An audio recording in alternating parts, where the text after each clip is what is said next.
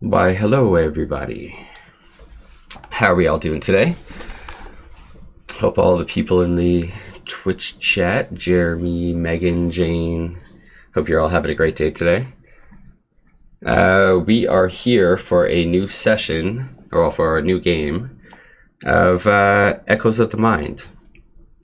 This is going to be my first attempt at running a horror game, other than like a random one-shot. So I am very excited and very nervous. And we have some great people here with us today. I'll let you all go around and say hello if you want to tell anybody who you are. Give yourself shout outs. Why don't we just go in the order that we are here, so we can start with Emma. Hello, I'm Emma, and this is one of my first campaigns, so I'm excited and also new. That's basically it. Excellent. Next we have the lovely Freya. You're muted. I was muted.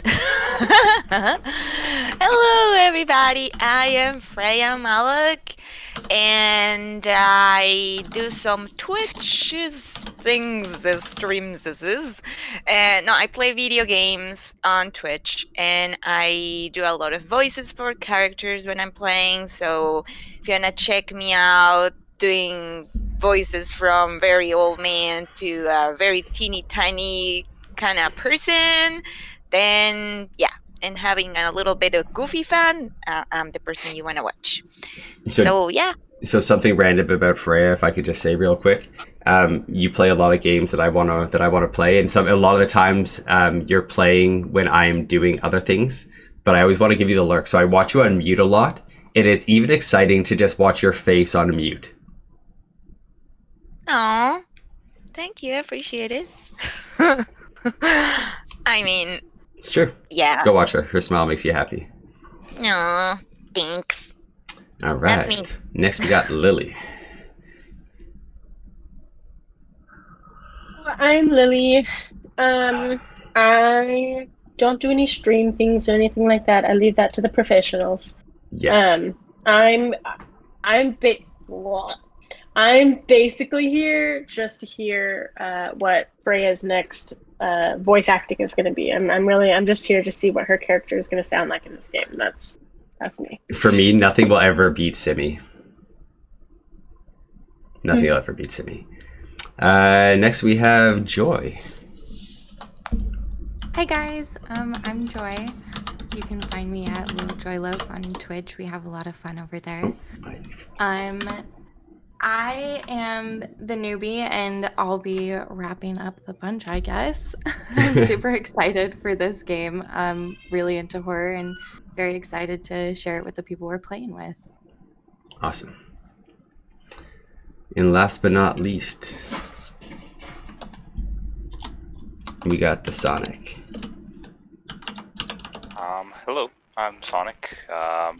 I stream occasionally, not regularly. Played a bit of D&D here and there, and I'm trying to become a DM. And I'm definitely here for a learning experience. Excellent. Sonic the Shizno. I think that's right. There we go. Got it. Yep. Awesome. And yeah, and I'm Farrod, World Builder, and I will be trying to run this game today. Okay, so I figured the first thing that we could start with is, let's just kind of give a quick little rundown of who your characters are, who you're going to be playing today. Give me a little like physical description of what they look like. Let's not talk about the fears and things like that. Let's leave all of that stuff hidden away. But just, a small bit about your personality, who you are, and what you look like.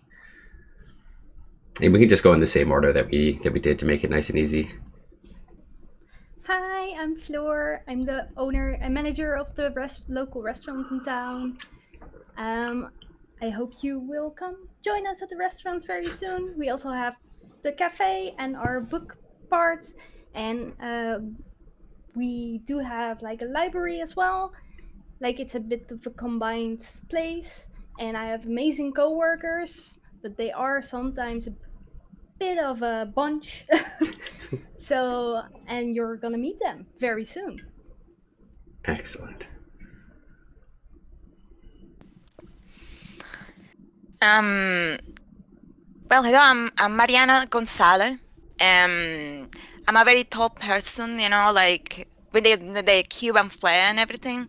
So my skin is, you know, like a bit of like canela, like browncito, you know, that's the feel that we're gonna get from it.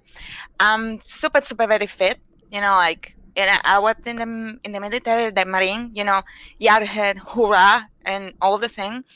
So yeah, that's kind of the vibe. You don't mess with me. You know, I don't mean if you get in my way, you gonna get it really bad. But for the part, I'm kind of like very like relax kind of person. But you know, don't cross me. You're gonna regret it. That's it. Excellent. Perfect. Lily, who are you playing today? I'm playing Phoebe. I am a young person that is really ready to get out of this small town that we live in. I mean, our like really only restaurant in town is also the bookstore, and I'm really ready to kind of get out and go to places where there's more to see and more to do, and more than like the same 50 people that you see every day.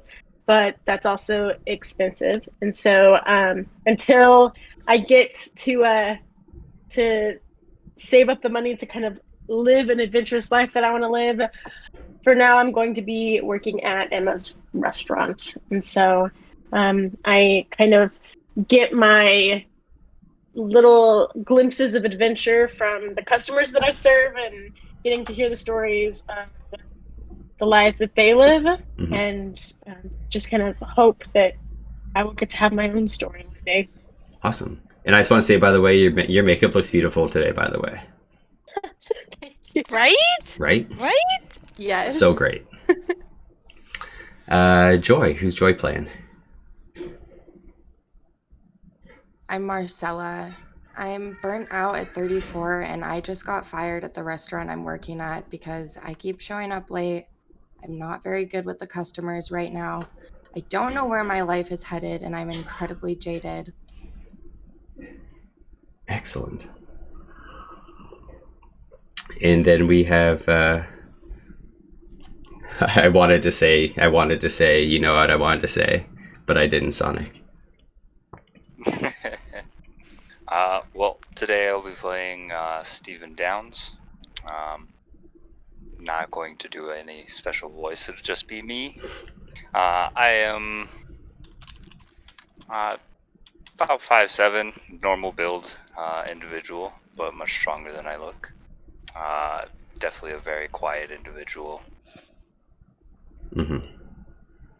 Awesome. Okay, so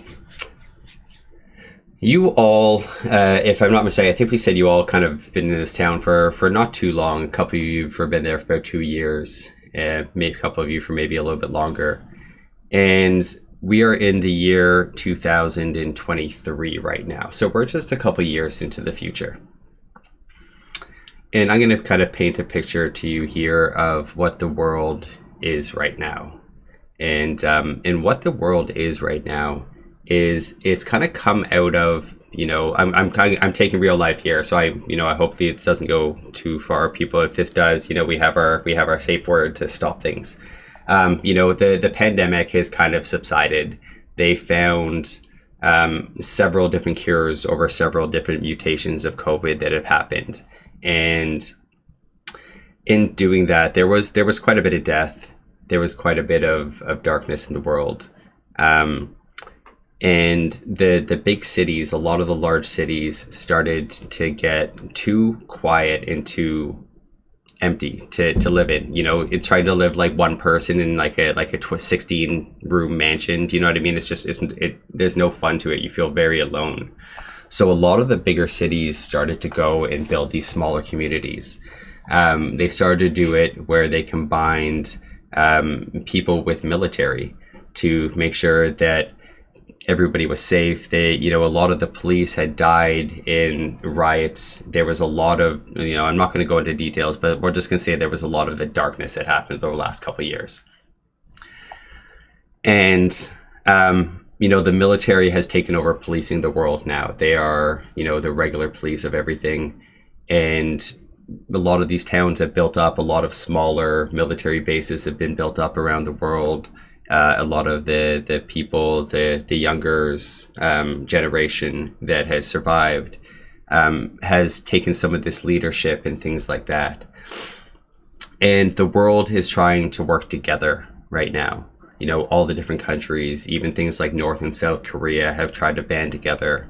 The whole world is trying to work as a unit to repopulate, to, start life again and replenish the world now that this, pandemic is over and they found their cures and the death and destruction has stopped. And so you all, were thankfully survivors of this. The two in the military, it was definitely a little bit easier for the two of you to survive because you had that proper surroundings. You had a lot of protection.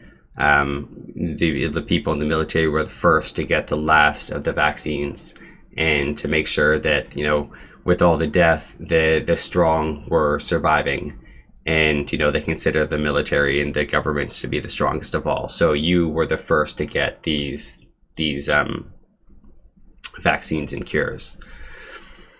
Everybody else, it was probably about 3 or 4 months of waiting when this last cure came out before you actually got them. I don't know how that made you all feel. I'll let you kind of add that to your personality. I don't know if that makes you, how that makes you feel towards the military people that you now serve, most of the time. A lot of the people that were moved into these military towns and bases for things like the restaurants and the convenience stores and the general stuff, I feel like a lot of them aren't extremely happy with life right now. You're pretty much servants in an endangered world, and it's hard going. It's hard to find new jobs. It's hard to move somewhere new. Lily, Phoebe, what you were talking about with, trying to save money to go away somewhere. Like, where before maybe you would have to save like 25, like 50 grand or something like that to move. Now it's going to cost you like 250 grand if you want to move away from this place. Like, it's gotten a lot harder to get the resources needed, because a lot of the bigger names and doctors and scientists and, Steve Jobs of the world and stuff like that, they didn't survive. The world's gone back to a lot of, trying to learn again and take the technology that they have, figure out how it's used, and go from there, relearn a lot of stuff. So that's kind of where the state of the world is at. And, wherever you all moved here from, I'll let you add all that to your backstory and flesh that out as we go, as much as you want or as little as you want. So right now it's a late December. We're gonna say it's probably like 3 or 4 days away from Christmas, and Christmas is one of those times where people really try to get back to humanity. Maybe it's not like this everywhere around, but in your little town, your little pop-up, and we're just going to call you guys Base 77. That's the name of your little output here. Christmas is really big. The person that's in charge of your base, his name is General Flint Yooks. And he is... I had to do something there for you and for Flint, because I love that kid. And he's a hard ass. He is not a nice guy. He is one of those guys that really, really tries to run by the book. Every outpost, every post that came up, military post, was given this big rule book. This is how you're supposed to run. And he's one of these people that tries to run by the book. And it's not something that's hidden away from anybody. You know, probably each one of you received a copy of this, you know, How to Live Life Now kind of book. And the main rule that's in there is essentially that we must work together. You know, no matter what's going on, you have to find a way to work together for survival. Try to find relationships, try to, you know, repopulate. Even if you don't find somebody that you love in this pod, you know, repopulation is key. Get it done, kind of stuff. And he's one of these people that, you know, wants everybody to just walk that straight and narrow. He does have a son. His son's name is Jesse Yooks. He does work at the restaurant with you, and he is a busboy there. You know, just so you can, I love everybody's gonna laugh every time I say that name, isn't it? That's why I did it. Yeah. Do you want to know why I did that? Because in the middle of all this darkness, there's going to be smiles, right? Add a little light to the darkness. And it's you know, getting ready to be I have to stop looking at the Twitch chat. I'm sorry Twitch chat, but I'm gonna ignore you so I can focus on DMing here. I love you all very much and thank you for being here, but I'm going to ignore you as best as I can for right now because you're just gonna make me laugh and lose my train of thought. And yes, Jesse Yooks is now lore. Okay, it is now written. That's the last thing I'll comment on. And it's a general's birthday tomorrow. You know, it's time to throw a big party at the restaurant for him. You guys are probably really busy trying to get set up with it all. The people in the military are probably trying to plan, you know, little things for him, get him little gifts, things like that, which is probably hard to get people things that they don't have right now. You know, trying to find something that somebody doesn't already have in this little world that you live in. There's not too much unless you're going to try and leave this base somehow, which would be like breaking the rules. And yeah, so where we're going to pick this up is essentially you guys are at the restaurant, starting to plan for all of this. Marina and Steve, you two are at the military base, doing whatever it is that you're trying to do right now. And Marcella, you're probably trying to heading back to the restaurant to pick up your last paycheck or something like that. And, I'm gonna, let's start at the restaurant. Flora, Flora, you said Flora when you introduced, but you had said to me you wanted to switch it to Flora. Which one do you want to go with, just so I know? Flora? Okay, so Flora, we'll kind of open up on how you're setting up for this party right now. What do you think? You're talking to people so you've got your head chef is a man named Keith Graves. I'll give you a couple names of people that work there. There's a Flo Thold, who is a very old and sweet waitress. Flothold is her name. Alex Doya is How do you pronounce that? Thold. Flo Thold. She is very old. Alex Doya, Alex Doya. He works in the bookstore, half of it. He's kind of like that typical nerdy dude, you know what I mean? He's got those the really, really thick glasses.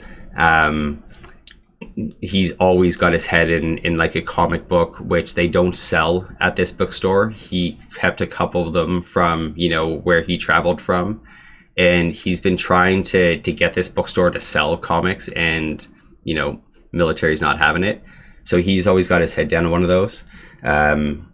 There is a new person there who has been brought in. Her name is Astrid, and she was just hired to be Marcella's replacement. Okay, Jesse Yooks is the busboy, And yeah, so those are kind of like the main people working at this restaurant bookstore with you. And for everybody, the name of the bookstore is Pages and Plates. Could I get the clerk's name one more time? The bookstore guy? Bookstore Alex Doya. Doya. Cool, thank you. No problem. So yeah, so you guys are setting up for a party right now. I would just... oh, sorry. That went down the wrong way. Outside is very heavy, like very big snowstorm outside at the moment.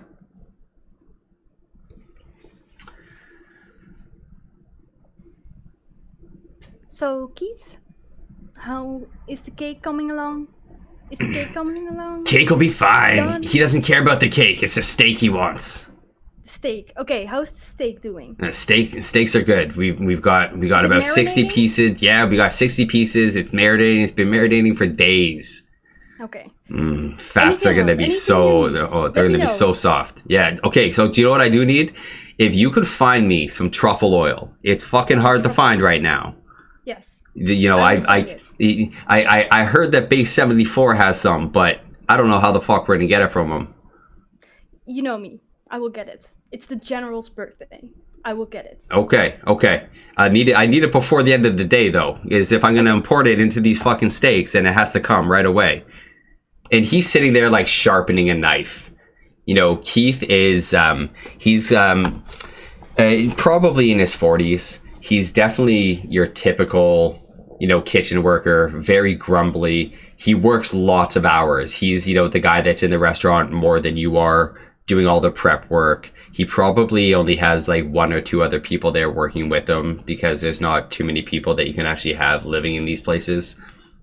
But he's a hard worker, you know. He'll put his nose to the grindstone, but he will, you know, don't get in his fucking way, kind of thing. So, question. Sure.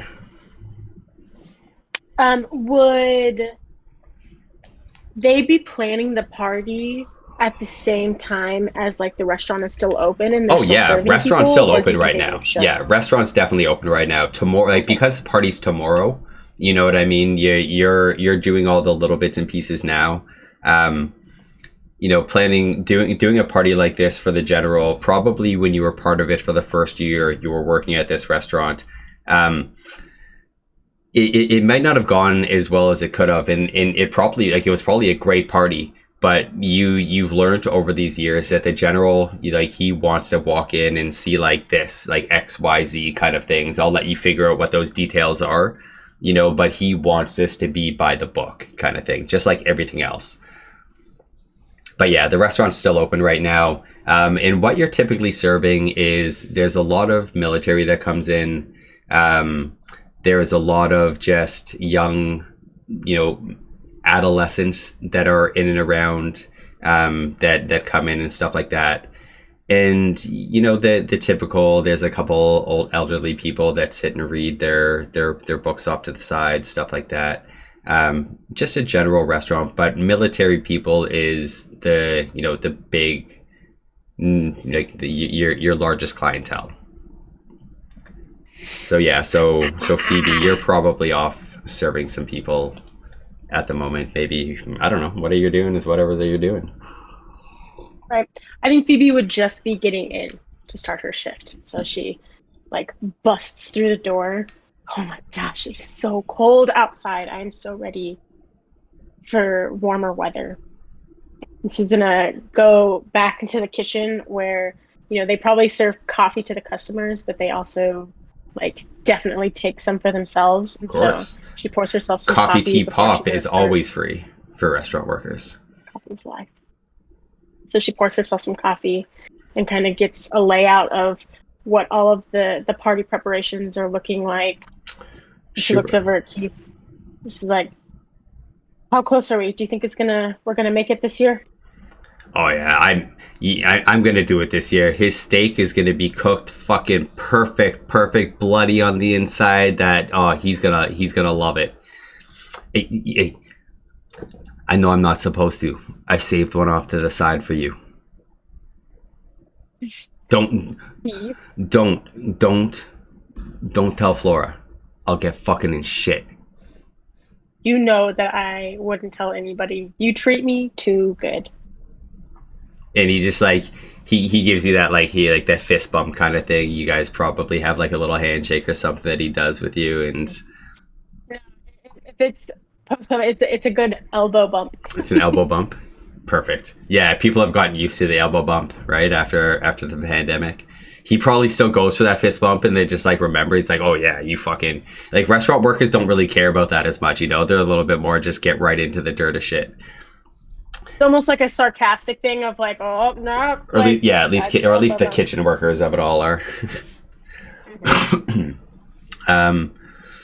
And at this point, you probably see. I would say this is probably when Marcella comes walking in, and you know what you come in to see is you walk in and you know it's party time because you were working there for one of these parties last year, and you're probably honestly the first person to get fired from this place in about 8 or 9 years. So I don't walk in, I'm taking a look around. I'm rolling my eyes and very annoyed, not only at my situation, but at the fact I wore poor fitting shoes. I was wearing tennis shoes. It's horrible and snowing out. My life is miserable. So I am trying to eyeball the quickest way to get out of here. Who can I see to get my check, get all my shit, and just get the hell out of here? So you start looking around, and Flora, you were probably walking out of the kitchen after you talked to Keith, I'm assuming, to go check on the floor and stuff. So you probably see Flora coming out of the kitchen pass area. She's walking beside Astrid at this point. Astrid is she's a black woman. She's got kind of like large frilly hair. Has anybody seen Fringe? The show Fringe? Nobody? I totally took a character from that because I love her character. And she's just like a very petite, very soft looking woman. And she's just asking Flora a bunch of questions about table numbers, POS system, how do I ring in orders, like things like that. So you see her walking out with your replacement. Or what you would assume is because everybody that's been working at this place has been working here for a while now, and this is the only new face wearing a uniform. Oh Lord, I have to walk over there and talk to Flora. So I essentially walk over to Flora. Hi Flora, how are you doing today? Hi, how are you? I'm hanging in there, every day is beautiful in Yukland. Who is this? This is your replacement. Are you going to pick up your check? Yep. My check's the last thing I need to get. As you say her replacement, you see that Astrid looks really just kind of like that looked like eyes back and forth, like, this is really awkward for me now. I definitely take some joy in that.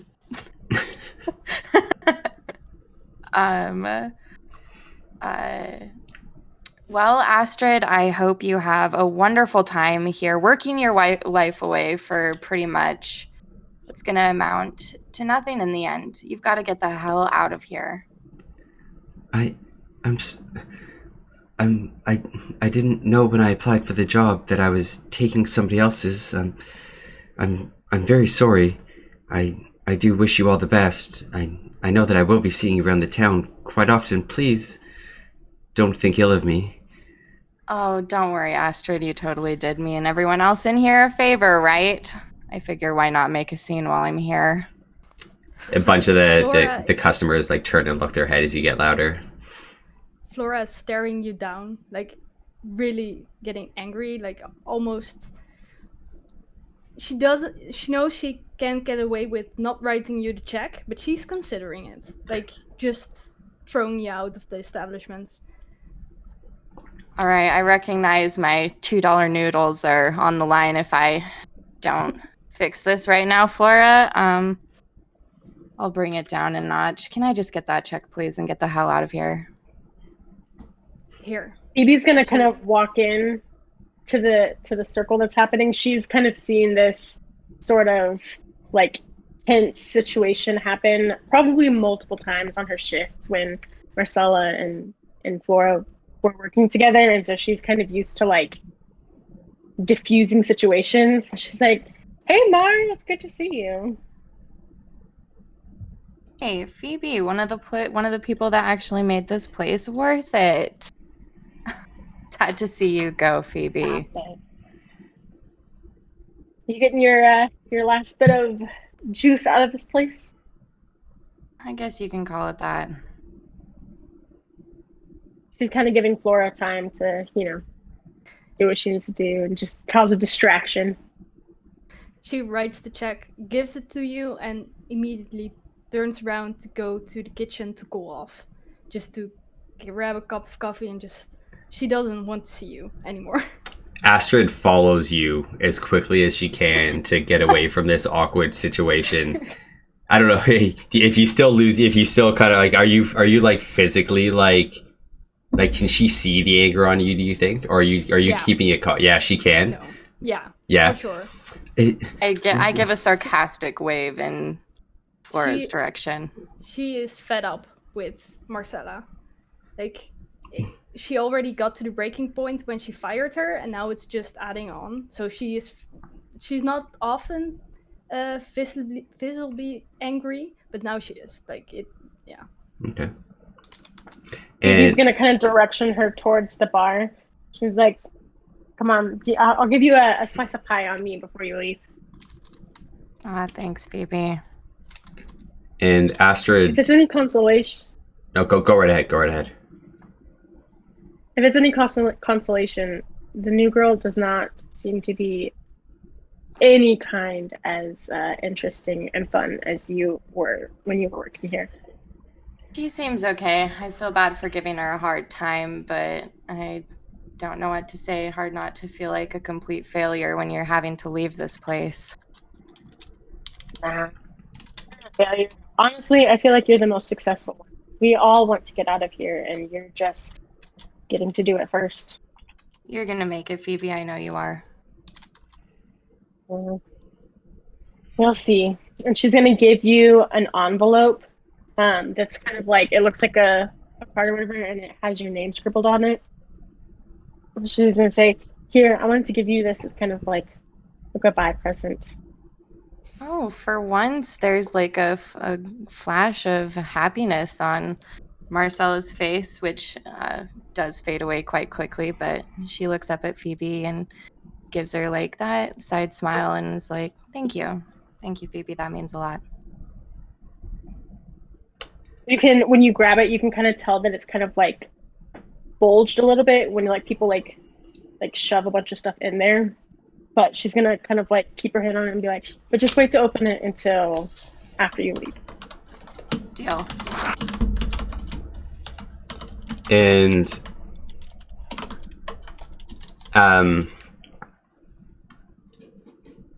Astrid walks to the back with you, Flora.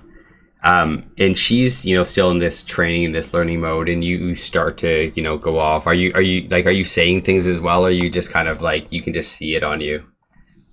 I'm trying to like ramble the table numbers and tell her like the basic stuff, but she's so angry that she forgets she told her this like 3 times already. It's just her way of cooling down, like telling stuff she knows. Sure. Maybe it's not my place, but it seems like that was a very bad situation. I hope I don't get caught in the middle of it. I'm new here, and I just want to be friends with people. She won't do anything to me, will she? No, don't worry. She's more bark than bite. Oh, perfect. And after you get the envelope from Phoebe and stuff, what does Marcella do? Are you going to leave Marcella? I would say Marcella, she thinks that she isn't welcome. Deep down, she knows that she's stressing Flora out and there's a party going on she's caused about as much chaos as she wants, so she's gonna leave and go take a walk in the snow to kind of fit her mood. Sure. So you go to leave, and as you open the door, the last thing that you hear, you probably like turn and take like one last look thing, and Jesse, the son of the general, he turns to you, he kind of just meets your eye, and he mouths to you, "I'm sorry," as you leave. Oh. Okay. Okay. And yeah, so you're going for a walk. You don't have a car or anything like that. You're No. walking home. Okay, perfect. Yep. Let's jump over to military base. So a couple people for you there. There's a Professor Edward Sploon.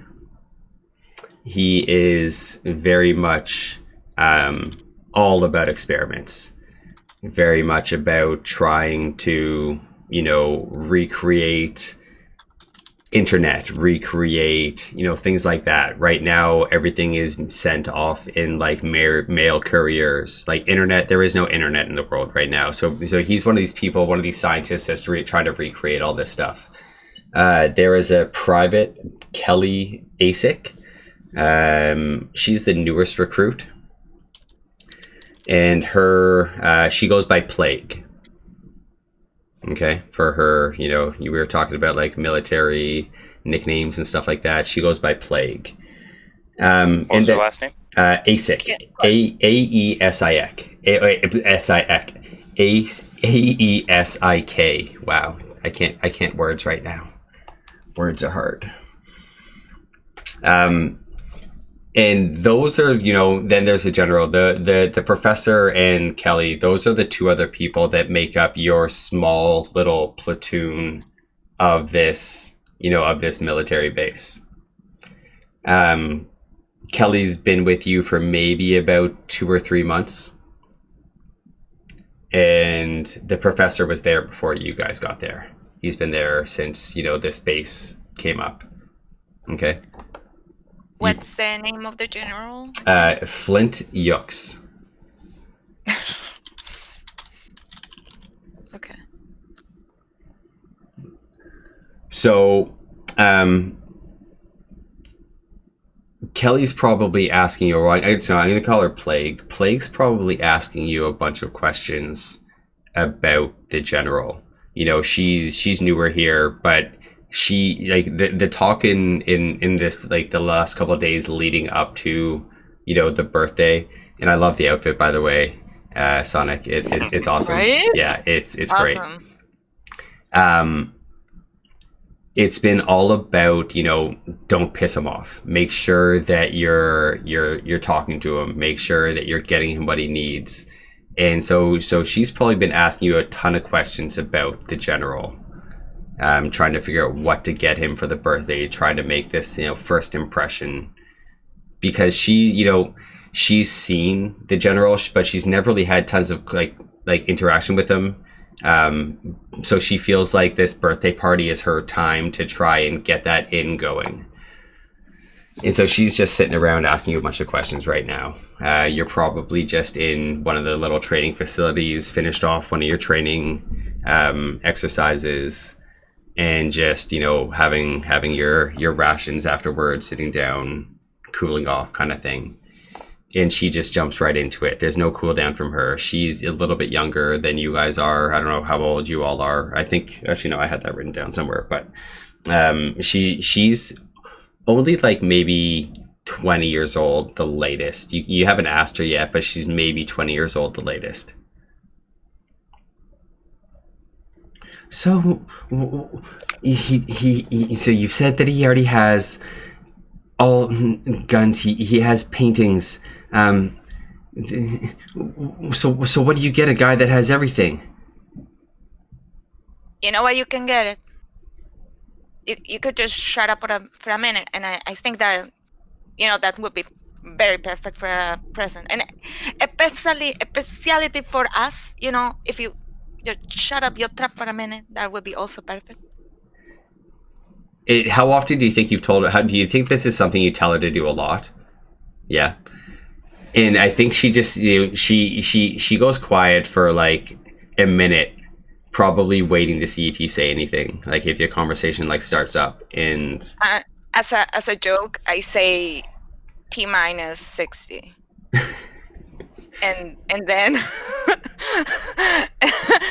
and then I look at Chaplin. If you want to get him anything, you should probably just get him a clean uniform and a nice salute. she like looks down at her uniform. Your training was out in the outside, you know what I mean? And she definitely fell several times into the muddy snow and stuff like that. She looks down and she sees that she's like got brown spots on her pants. It's not looking clean at all. And yeah, okay, just a clean. But no, that's not what everybody around the base has been saying. Everybody says that if you don't show up at the present, then he's not nice to you for like the whole year. He's not nice to anyone. Ever.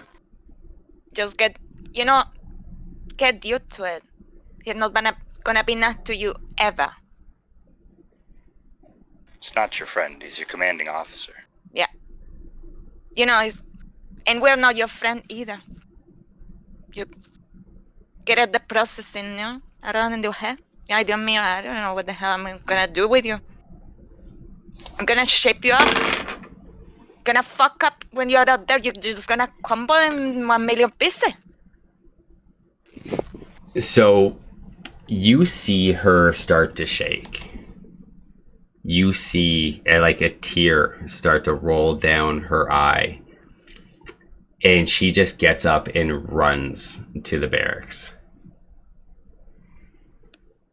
I do like the biggest face palm, and then I look at Chaplin.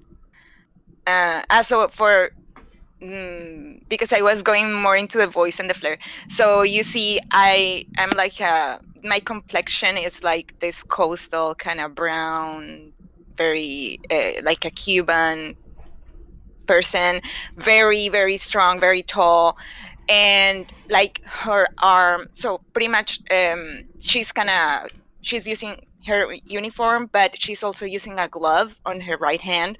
So, and also covered, she's actually using like a turtleneck kind of thing. So you cannot really see much of her skin, but from her complexion, like the muscles are kind of like very visible through the uniform. So yeah, that to the form. And I'm just gonna look at my companion, Chaplin.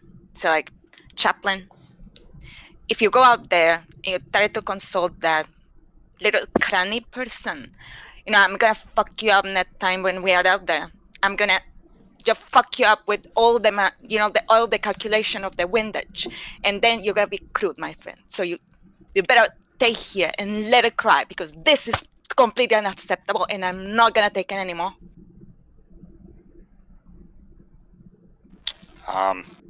Steve would probably just look at her and kind of just nod. So she's gonna be a bolo anyways. It's fine. That is a Mitchell, you already know it. So because I know you try to talk to, and behind my back, you try to give it advice and all that shit. That's not gonna cut it, That Mitchell, and that's it. You have to test yourself, That's it. Toad, when do I talk to anyone? I saw you, man. I saw you. Don't try to play the Chaplin card with me. Okay.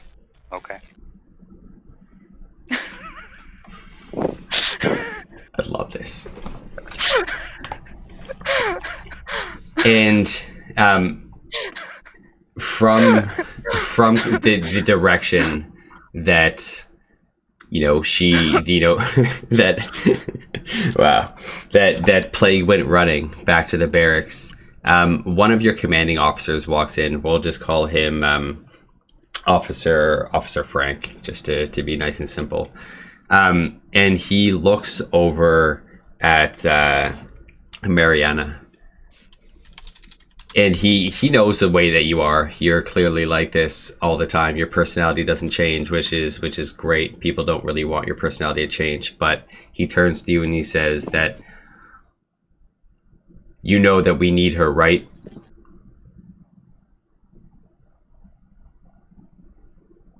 You know that you can't just keep pissing off all of the new recruits that we have. They keep leaving. You gotta have one stay eventually. You don't think so, but you need help out there.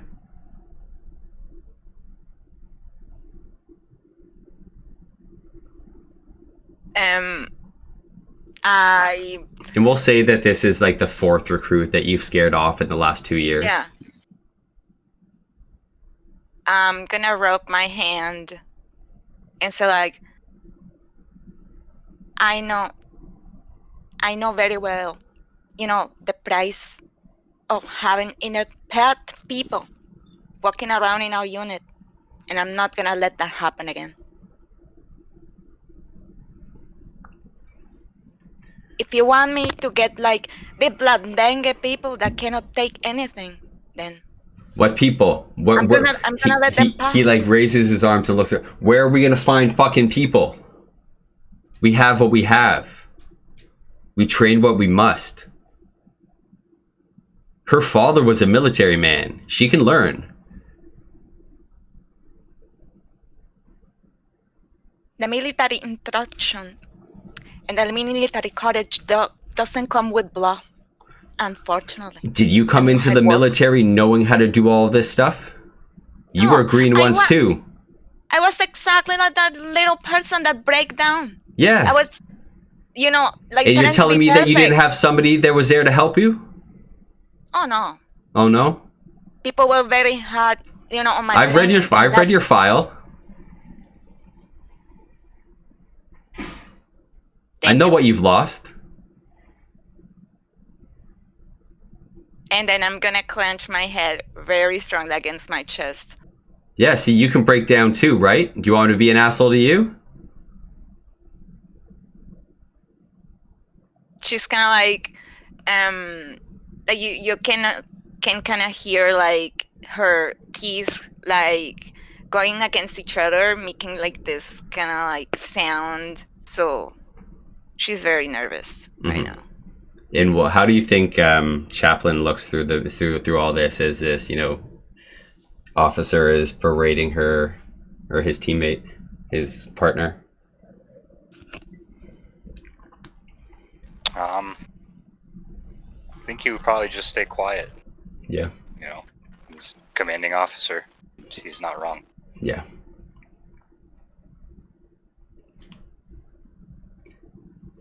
I'm gonna give you 2 weeks to whip her into shape. And he looks over at you too, Chaplin. You fucking keep them in line. And he just like he puts up his hand, waits for the salute from both of you. Yes, sir. And he glares at Mariana as he walks away.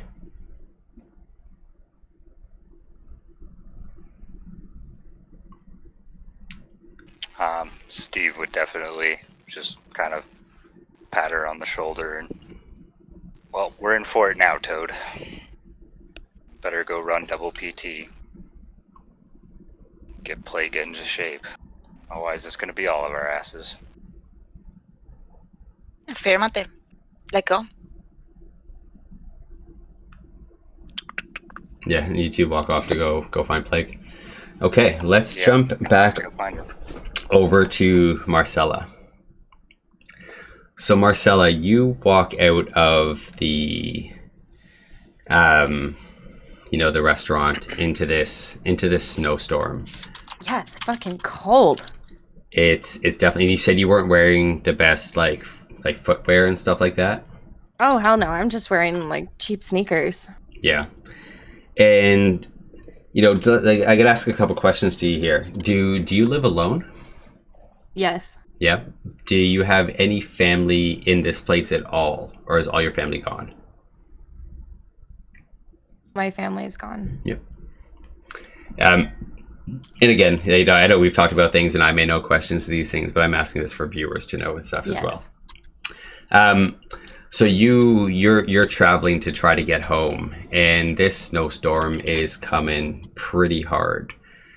Coming to the point where it's probably the worst snowstorm that you've ever seen in your entire life.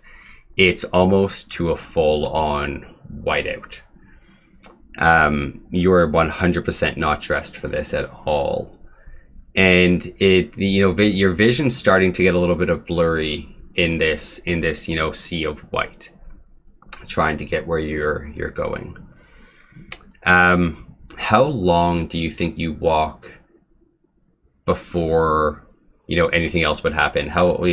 You probably live, we're gonna say that like almost everything is almost maybe like a 15-20 minute walk from this restaurant. The restaurant's in the middle of town, and everything is kind of built around it, because this is the only restaurant that's in the entire town. And a lot of people don't like to do their own cooking because food is extremely expensive to buy on your own. They're trying to keep economy going, so they want people to go to the restaurant and interact and meet new people and stuff like that. So they encourage it. So you probably put about 20 minutes trying to get home, which even though the direction in this blizzard, in this snowstorm, it probably like almost doubles that time trying to find it. How long do you think you walk before that snow really starts to get into you? I would be cursing under my breath, like, this is exactly the day that I would need to come in to get my last check. Of course, this would be the day that I end up being fired, and now I have to pick up all the pieces. I am trudging through the snow for, I would say, only 3 minutes, which actually feel like 500 minutes. And your feet start to get like that ice cold. Your nose is like dripping. Your cheeks are red. Snow is all up in your like eyebrows and hair, and just it's hitting you all over. And you're walking around. Where do you think? So 3 minutes passed. Do you think you were heading back to the restaurant after that 3 minutes? Do you think you're trying to go backwards, or what do you think happens at that 3 minutes to you? What do you stop to do? Well, I would stop. Sorry, Freya. I can hear your typing, Freya. Sorry. No worries. Okay. I would stop. I would rethink all of my life decisions up till this point, and then I would groan and grumble and realize I need to turn back around, that there is no way. Also, shout out to anyone who has long hair. If you go in a windstorm, you know that you would give up. Excellent. Okay, so you make this conscious decision to turn back around and head back to this restaurant.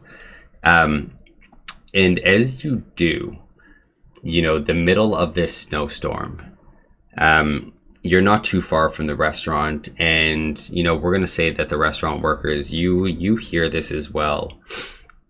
There is a light, like a shot of lightning that pierces through the snow and lands like right in front of you. Holy shit! There's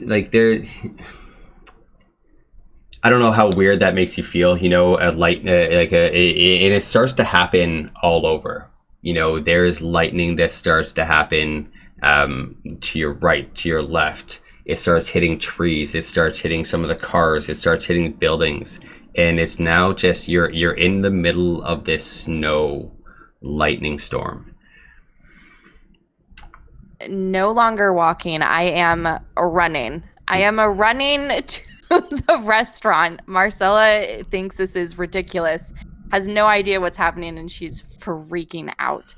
Okay. Roll me your D100 here. Roll me your die.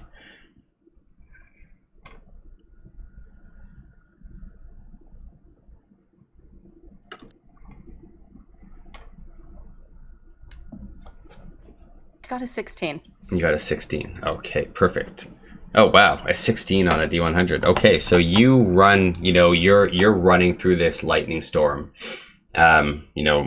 Dodging as you almost feel like it's trying to hit you. And you're running through this lightning storm, and you eventually find your way back to this, to the restaurant. And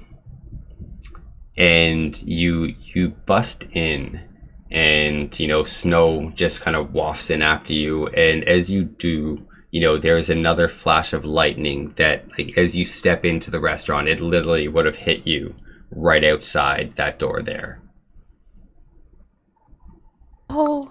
Holy shit. Holy shit. What is happening outside? I'm turning around to face everyone else, and I'm seeing if any of them are seeing what I'm seeing. And yeah, there's a bunch of the patrons that have gotten up out of their seats. They've gone to look at the window at the front there, watching this, this lightning dancing outside of the restaurant in and amongst this snowstorm.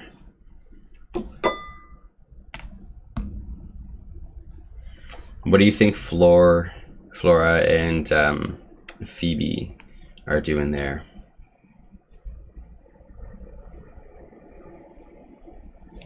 We can see it from inside of the restaurant. Yeah, like if you go and look at the window, and you can hear, it's like thunder and lightning outside, like it's loud crashing, and it's, a lot of the time you can tell how close lightning, like thunder is, or how close lightning is by the thunder, like the sound of it. It is like loud, like booming through, and you're seeing the flashes. And it's not like there's a flash and then there's like another like 30-40 seconds. It's like a flash and then like 5 seconds, like a flash. And it starts, it's like hitting the building. It's all in and around the building. If you were to go look, like try to go out the back door that leads to where you can take the garbage out, you see lightning out there. Like it's all around the building right now.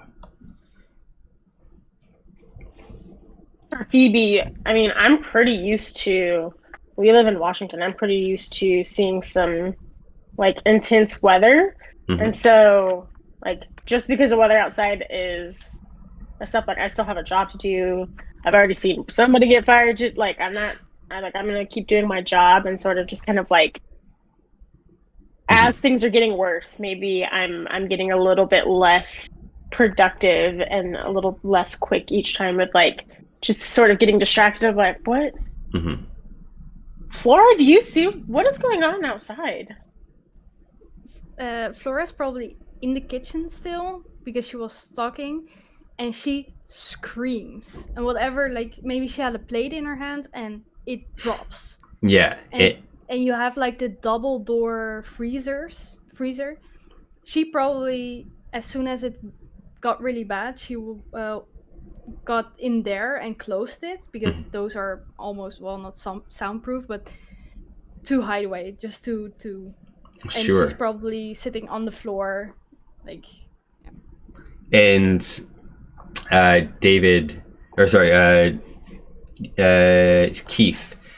Keith Graves, the chef, he goes and he sees Astrid kind of run off behind you. He's like, okay, somebody's going after her, and he goes to start sweeping up the plate and cleaning up.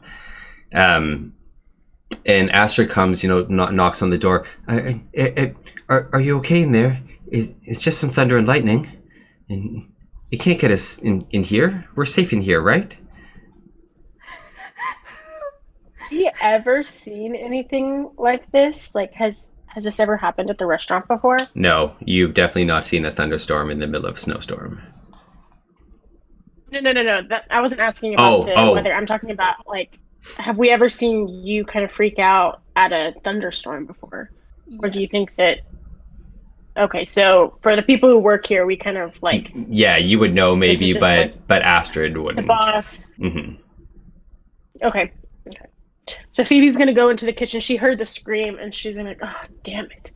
And so she's going to, like, set her plates down and go into the kitchen, and, like, seeing Astrid kind of, like, and she's just gonna kind of grab her arm and she's like, "This is normal. Just give her some space. Mm-hmm. Can you like help clean up things? And I know this is your first day, but like we need we're busy. Can you get in and help us while she's having her moment?" Oh, okay. I think she kind of messed me up with the table numbers when she was telling them me last. I think I don't know. Okay, I'm just gonna go bust a couple tables.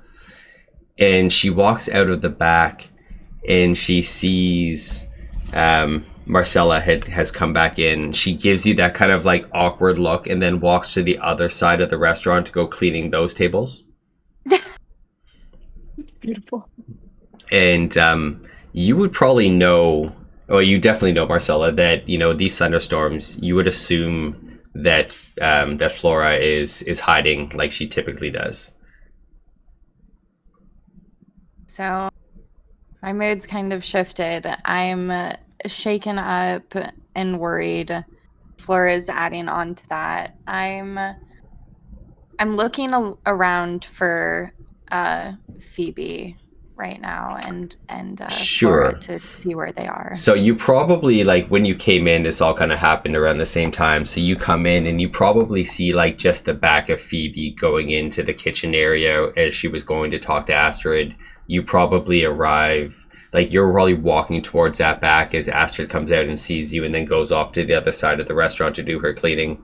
So like I would say that you're probably walking towards the back to go to... All right, I'm walking towards the back. I'm looking around. I enter into the back kitchen, and I'm asking, guys, where's Flora? And there's something really weird about the lightning outside.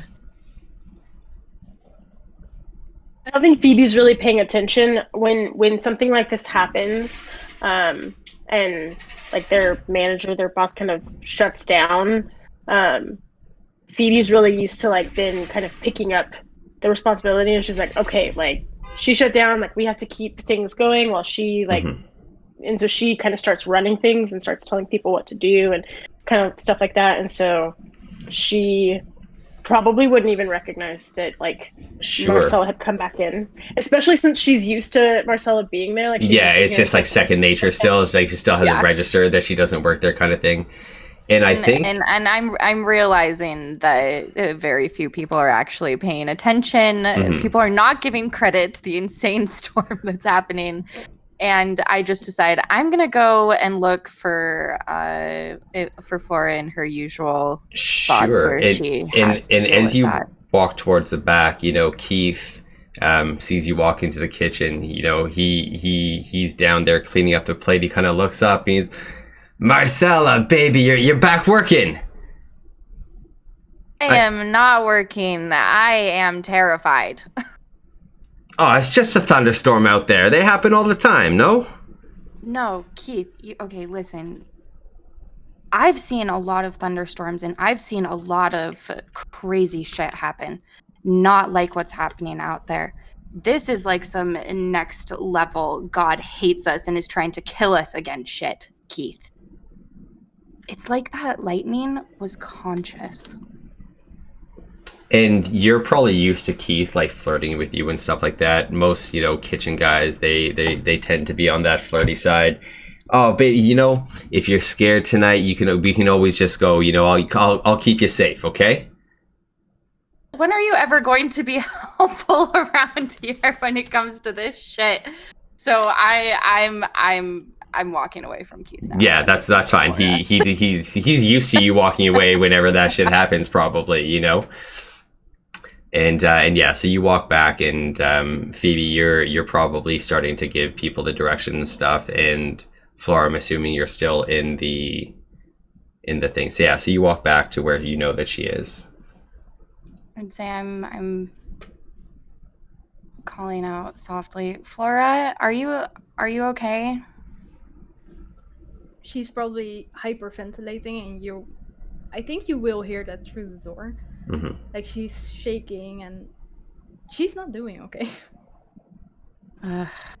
Marcella's starting to feel bad about the stress she was putting on earlier. So I'm leaning against the wall, kind of put my head against the wall, slide down it, and I can hear Flora having trouble breathing. So, having worked with her for quite a while, I'm saying, hey, Flora, just close your eyes. Tell me what some of your surroundings are. What can you feel? What can you smell?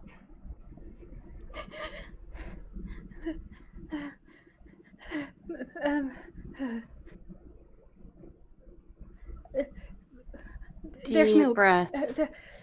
Frozen.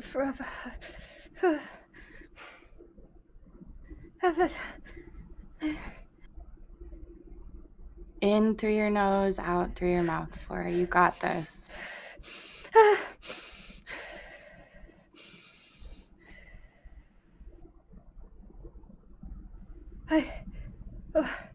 Yeah, I'm sorry.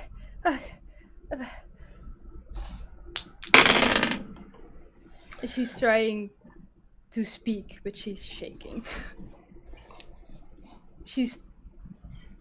I think she wants to apologize, but she's just trying to breathe.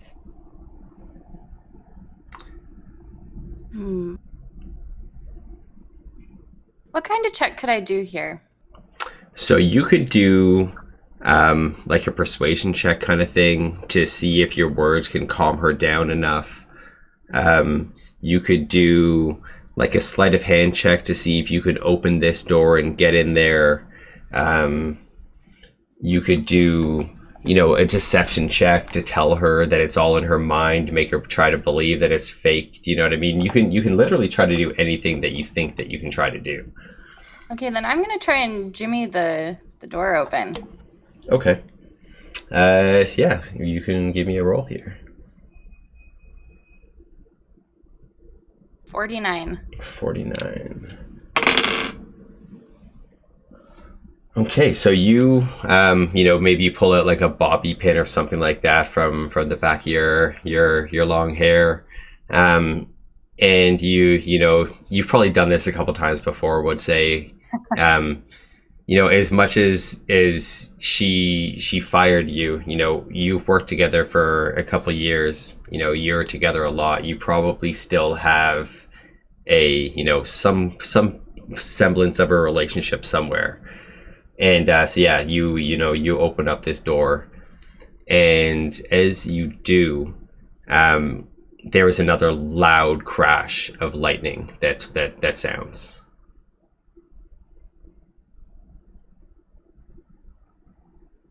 Boy. I would quickly get in and I would shut the door behind me. I would get on the ground next to Flora, just kind of scoot up next to her. I'd put my hand on her hand, and I want to do I want to roll to see if I can use breathing techniques to help her calm down. Sure, yeah. So you're trying to tell her, and follow my motion, like follow my breath. Yeah, sure. Give me a roll. 15. 15. Okay, yeah. Then I will let Flora. She's able to you're listening to her words right now. The techniques that she's using is drowning out the sound of the lightning, the thunder that's crashing in the distance for you, helping you calm down a little bit here. How are you feeling, Flora? Are you doing a little bit better? Just remember, keep those steady breaths. I'm sorry about earlier. I'm sorry too. It's really frustrating for me to be the first person that this is happening to, and I know that put a lot of extra stress on you. But this lightning, it ain't shit, and you got it, Flora. I feel better. Thank you. Oh, thank you so much. No problem, babe. And I'm sorry about what happened. Oh.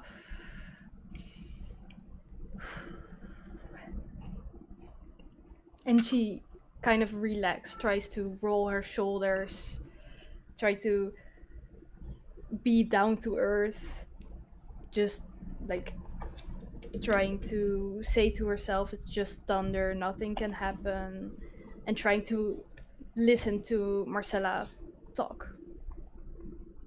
And I'm still shaken up about the storm. I still think something I've never seen anything like that, but I'm realizing now is not the time, that I've got to bring that to the attention of someone later. So to jump back over to Phoebe for a second here.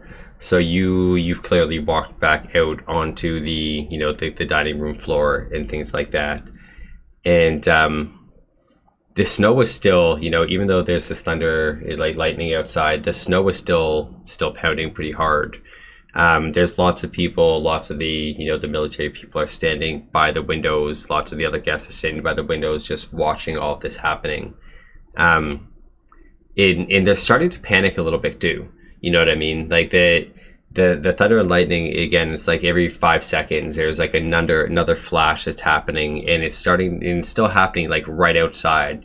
People say that lightning doesn't strike twice in the same spot, kind of thing, yada yada yada. But it's like going in this like almost like a pattern out there, just trying to hit towards the door, hit towards the windows, hit towards all this stuff. It's happening more and more, and people are starting to panic a little bit.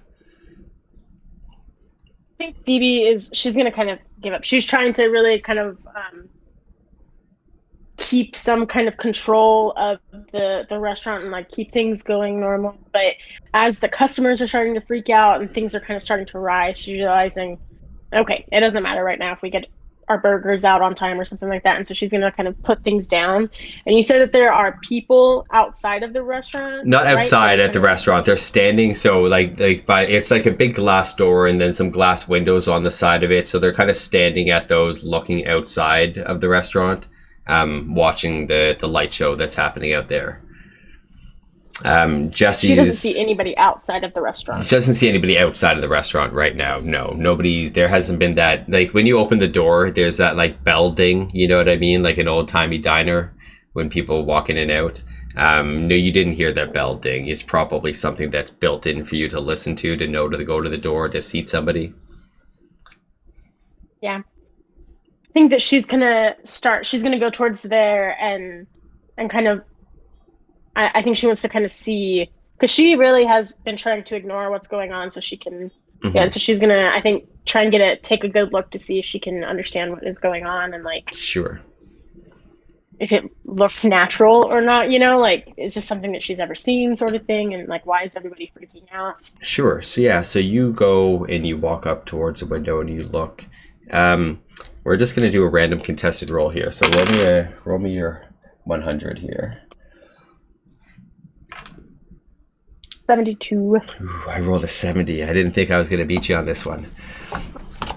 So you look out the window and the lightning's flashing. You're seeing the snow coming down, this white snow, and it's almost like a curtain coming down in and amongst it all. And the white snow starts to turn to like black.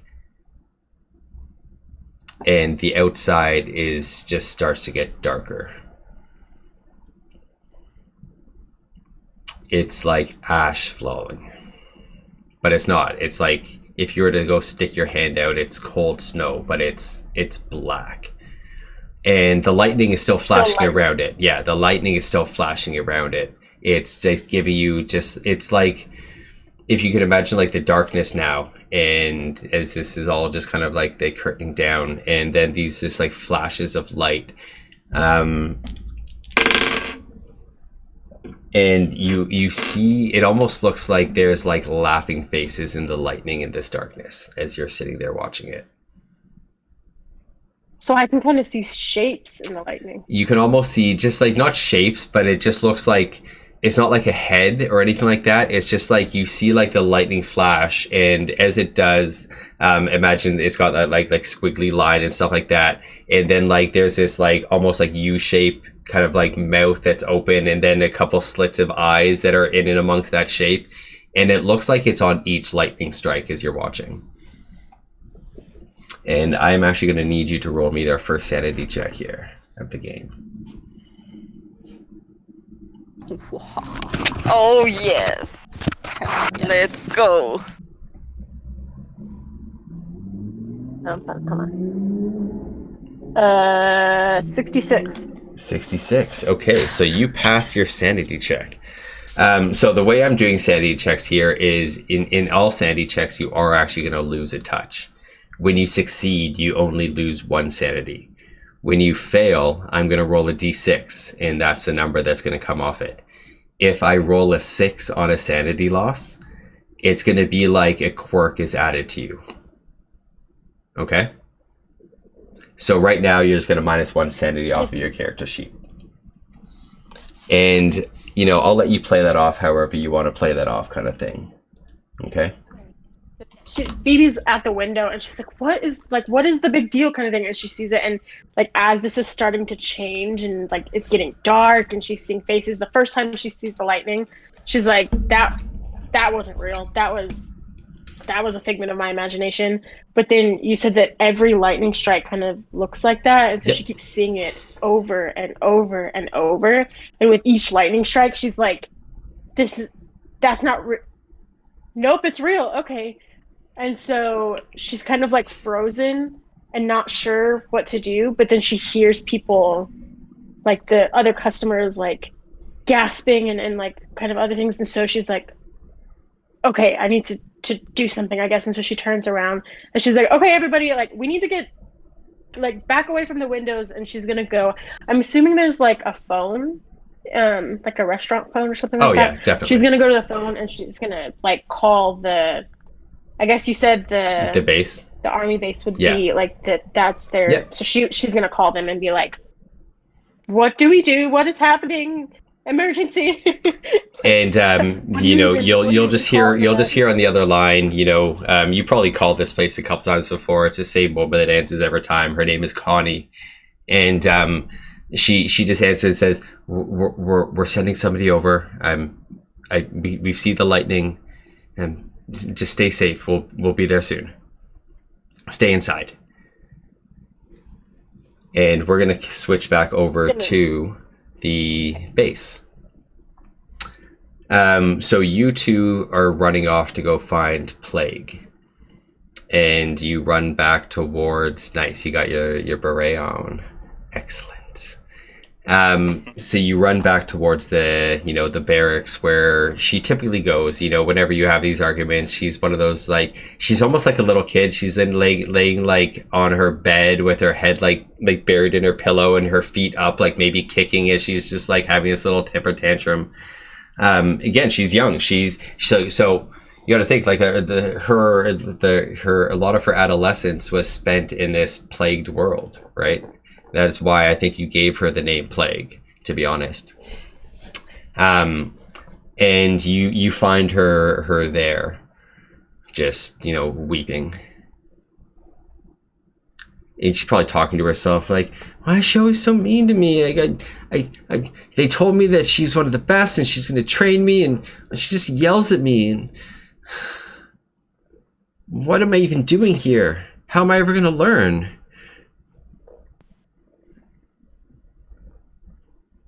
So how far are we from? I'll let you.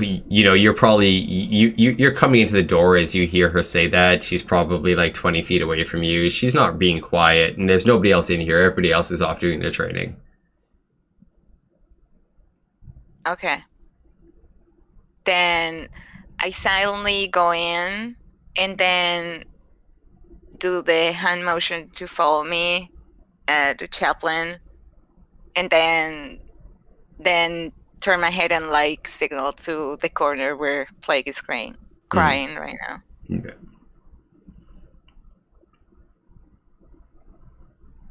Let's see if she notices you coming in. We're very quiet. Yeah, she doesn't notice you coming in. I would definitely just be walking up to like a bunk next to her and just probably just, arm up and just kind of prop up and just stand there. At that point, I think she would probably... Say much of anything. she would probably take notice of you. Maybe she, notices the smell of, the sweat and stuff like that. Because you guys were training hard. You probably don't smell really good or anything like that right now. No, And- but we put her to. The PT was for her, not for us. Oh, we'd still be doing it. Yeah. Yeah, you would still be training Well, as well. yeah. Yeah. Group exercises, right? You have to train as a team. Yeah. Yep. And she would probably, take notice of you and just like, yeah, I don't think she's seen Mariana yet. Why is she always so mean to me? I don't even know what I did. You know what I mean to me? What I mean to you? And she like sits up, just like she didn't realize you were there. She was talking to Chaplin. Fine, tell me, what have I done? But first of all, Aris, I get you're taking very lightly, freely, but Aris, look, child. What I'm trying to instruct you is just having a strong core, and then I'm gonna show you something. It's not gonna be pretty, but it's gonna be like an image to make you think every time you feel like it is too much. I'm just trying to make you strong. And I'm gonna remove my glove, and then you're gonna see like this sharp piece of meat with tendons attached to it. And so there's some parts that you can actually see very deep into the hand structure. And then I'm gonna show it to her. Like, I don't do that very often, I don't reveal this for myself. And Chaplin is probably one of the people that actually know what happened around the bay. But look, I had an inexperienced person in my team one time, and this cut me not only my hand and a lot of my skin, but many of my team. I'm trying to make you strong, so that when you go out there, you know what you're doing. You're not gonna break down like you're breaking down right now. And if I go soft all the time on you, you're not gonna understand that. You're not gonna keep your core strong, She looks at you dead in the eye, and her voice almost sounds a little different, a little sterner. And she says to you, and it's going to happen in a quick second. I don't know if actually you're gonna roll for me to see if you actually notice in this quick moment, because something else happens right afterwards. So give me a roll and tell me what you get. And she turns to you and she says, "Who burnt your soul?" What's your roll? Hold on.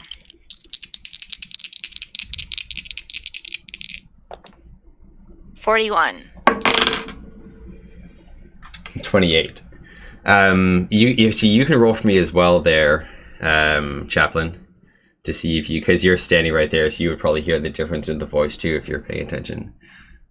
Maybe. I got 26. 26. Okay, so you actually hear the difference in her voice. It sounds like she typically has like a little bit of this valley girl to her, and she sounds just cold, like dead cold, as she says, "Who burnt your soul?" And as soon as she says that, the professor comes running in to the room. It's time. It's finally time. We get to go harness some energy. Let's go. We gotta go. The lightning outside. We're gonna get some generators. We're gonna hook it up. We can finally harness the energy. It's happening. I super fast gonna cover my hand, just spread it behind my arm, like, copy that. Okay, we need to mobilize everyone. We need to mobilize everyone. Do you need No. Just we're being sent. We got a mission. Okay, so Okay. one of my experiments, we can finally get enough power for it. We got to harness the lightning. Copy them. And then I'm gonna look at Chapman like, You're used to this guy getting excited. yeah. You know. So it's gonna be all over again. I hope that time work. And I'm gonna put my glove really, really fast, in the hopes that he doesn't notice anything. He's not. He's way too focused on his own thoughts right now. He's not paying. He doesn't notice it. I'm not even going to make him roll for that one. Yeah. And then I go like, play. Are you gonna keep being this sick, like, illness to my soul, or are you gonna stand up and go with that? Come on, let roll. She stands up as you say that, in Chaplain, you'll hear that her voice is reverted back to normal. She goes, okay, I just let me just go get my gear and we'll go. I would definitely step forward and just say, double time, soldier. We'll be on our way. Okay. Copy that. Okay, Mike. Yeah, Oscar Mike. Okay. And that is where we are going to take our quick little break in our session. We're at our little halfway mark here. So it's, 2:34. Why don't we say we'll be back here in like 8-10 minutes, something like that? All right, We sounds set good up? to me. Everybody, I hope you're enjoying watching so far. I'll catch up on chat while I can. And I hope everybody playing is enjoying. And we'll be back shortly. See you guys in a minute.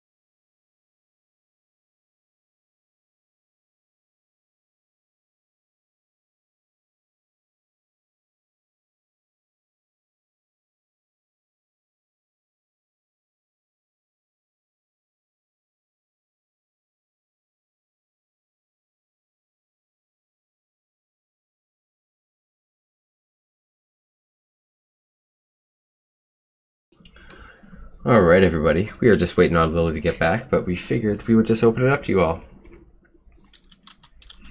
I'm glad you're enjoying, Josh. I can read through chat here a little bit. 66. Josh, what do you do for work? I'm curious. Josh builds things for spaceships. That is incredible. Yeah. Yeah, Josh is an impressive dude. He said once he builds a space trash or something. Yes. I think It's really funny. I think you were working on something for like the Mars rover or something like that, or one of those things. Yeah. Aerospace programming and machining. I make your garbage for space. Yeah. Oh, cool, Josh. Right? Ugh. And if you haven't but seen we- Josh, we have to give Josh a shout out, because if anybody hasn't seen Josh streaming with his son, it is the most wholesome Yes. thing in the entire fucking Yes. world. They just got affiliate. Yay! Oh, It's the most. It's honestly the most wholesome thing ever. Everybody go follow Yes. Josh. Adorable. Adorable. And sometimes when I catch Josh, so because time zones, and I say, "Go and give your son a real hug," not like those air hugs, yeah. like a real one from me. You- And then Freya. he told me he dropped the kid, to school, and then he said, "Say Freya, thank you for the hug," and I'm like, "I'm melting." I'm melting. He calls me Uncle Farid. Oh my god. My heart melts every single time. Ridiculous. Fucking Weston. I love that kid. Hello, Lily. Lily, Hello, Lulu. welcome back. Welcome back. Okay, so let's jump ourselves back into this here. Okay, so we left off with, the professor coming and getting you all and telling you it's time to go, harness some energy. And you see that he takes you to a storage area and starts picking up a bunch of materials, like metal rods, lightning conductors, like generators to hook them up to, like all of these things to try to capture this lightning and harness some power. You've probably heard him talk about this experiment many times. It's something that he's been wanting to do for a while, but there hasn't been any storms or anything like that that have been powerful enough to foster starting this or trying this. So he takes you off to go do this. Do you just follow him, I'm assuming? Do you do anything else before? Yeah. Do you stop to pick up anything of your own before you go? There wouldn't be a reason for us to pick up anything particular, right? Probably not. No. No? Okay. So you go, and as you leave, you see that there's 2 or 3 other of the platoons, the squadrons that are going and getting into their their vehicles and leaving as well and driving off. You guys get into more of like a big kind of like Jeep, so you have enough space to fit all these materials. You walk outside into this snowstorm, and in this snowstorm, it's probably the worst one that you've seen in a long time. Like I was saying, it's like where you are right now, it's not that dark snow that was coming down. It's still that white snow, but you see all the lightning in the distance. You see all these flashes of lights, and you get into your car to drive. Who's the driver? Who typically does all of your driving for you, you think? Probably Plague. Yeah. Yeah. Thank you for the follow, Hazardous, by the way. Appreciate that very much. So you start driving towards this area. Plague is sitting in the back with the professor. They're having just kind of a very subtle conversation, talking about, you know, the experiment. He's trying to explain to her what he's looking to do and harness the lightning and stuff like that. And you start to drive. Roll me. We're gonna roll a drive skill here to see how well you can traverse in this, you know, in this snow. Wasn't Plague driving? Yeah, whoever's. Oh, you said Plague was driving. Oh, yeah. Oh, sorry. Yeah. Sorry. She'd usually be the driver, but I mean, she doesn't necessarily have to be driving now. No, that's fine. Okay, so she's driving. Let's see how she does. Yeah, she rolled a 24. So she's driving along, and you're heading towards where all this lightning flashes. You can tell that it's in the center of this town, you know, especially knowing the layout as well as you guys would. And you start heading that way. On your way there, you know, in and amongst the snow, you can see the other two vehicles that are driving. You're all heading in the same direction. And as you get closer to it, the lightning starts to hit more and more, and you see that you know, that white snow that was falling starts to turn into that black snow, really stopping your view. You know, it's very hard to drive in this, and the two cars and even yours, you know, Plague is driving, and she starts to swerve all over. Thankfully, with her drive roll, she is able to keep on roads and keep going and stay safe. But as you get maybe about 2 or 3 minutes away from where the center of this lightning is, you're getting closer to the restaurant. The lightning flashes more and more in this darkness, and it hits one of the cars beside you. You see it hits it once. Nothing really happens. You see the car stop. I don't know if let's see if she stops the car. She does. She stops the car beside it as she notices this, you know, this lightning flashing and hitting. The professor looks at it, and you see it strike like 3 more times within 15 seconds on this one car, and there is this massive explosion beside you.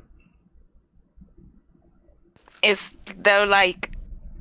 The car So explodes. can you describe... Sure. Oh, Yeah, like the lightning, freaking- the lightning I'm hits freaking out. like 5 seconds. It hits 5 seconds. It hits the fourth one hits it, and you see just like a bright flash of light inside. The lights, you know, it lights up. You see the looks on their faces as this, you know, this truck just explodes in front of your face. Probably about maybe 15 feet to the side of you. Side of your car. so on the sides of the Humvee, so can you describe if we can see the same, so if our visibility is as good as the people in front? Because So it's not the other people seeing it. You see this happen. okay, So you know, the lightning flashes, and in the darkness, in the light of the lightning, you see it hit the car. You see the light, you know, the car light up once. You see it light up a couple times. The fourth time you see the car light up as this lightning flashes down and hits it. You see the faces and the light of the people in the car, and then just that explosion. Your car like tips on its side on like those 2 wheels, and then it slams back down, and the force of it all. And there's just a burning car beside you. And we've stopped, right? You've stopped. Okay. is it Steve fucking would definitely go? go ahead. No. I was gonna say the first thing that he would do is look back at Toad, just like make eye contact, see how she's doing, because he knows exactly what's going through her head. This is going fucking forward again. No. And she is completely freaking out at this moment. Completely freaking out, especially when she sees fire. Mm-hmm. So She is putting her head on her legs, Mhm. and she is hyperventilating, completely in panic. And the doctor is looking, you know, the professor's looking out the window at this lightning. He's actually looking out the other side. You know, at this point, he's looking to find the other car that's driving. And Plague, and you're starting to freak out. She starts to panic, and her foot hits on the gas, and she starts to drive forward. She slams into a tree, kind of like crushing the front of the car. Yeah, I want you all, you two to roll me a perception check here. And I'm gonna roll for the other two.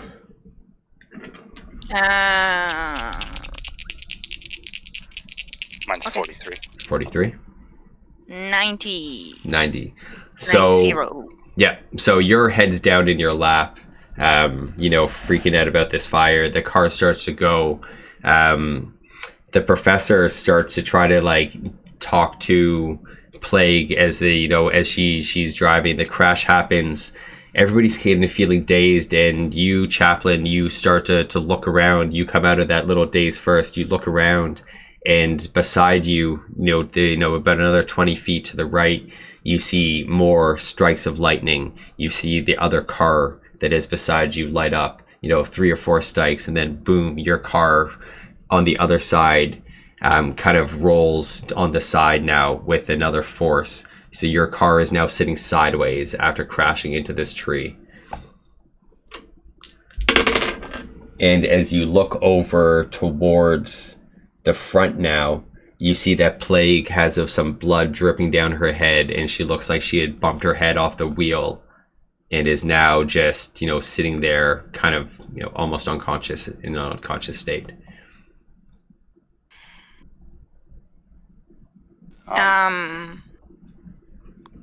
Go. I'm assuming she's in the back, Toad's in the back with the professor, and I'm in shotgun. Yeah. First thing I would do is unbuckle the seatbelt and try and lower myself down to Plague. Yep. And check the wound, and I think I would probably pull out a knife and try and cut her seatbelt if I couldn't unbuckle it. Sure. Normally. Yeah, and you pull yourself down, you look at the wound. She's got a gash kind of right here on her head, on the front forehead. You can see where she just smashed forward. There is a cut. It looks not too deep, but it's definitely bleeding. If you do that thing where you open her eyes, they definitely look like they're a little bit 100% out of it. And yeah, you're able to cut, you have your military knife and all that kind of stuff. You cut this the seatbelt, and you probably start climbing up out the top, pulling her out. The professor turns to you, Marina, and we need to get out. We need are you okay? And we need to go. Yeah, doctor. I need to have a minute. There's a lot of fire out there, and yeah, just give me a minute, and I'm gonna try and compose myself. Just try to pull them back all together, my feelings. Sure. And try to stand up. So you try to stand up, Chaplain. You're already heading out of this, and you've got Plague, you've got her slung out, you're pulling yourself out, you're halfway through, and in the distance there's that 5 seconds. The lightning is now traveling from the last car that exploded towards you. You see it coming towards you.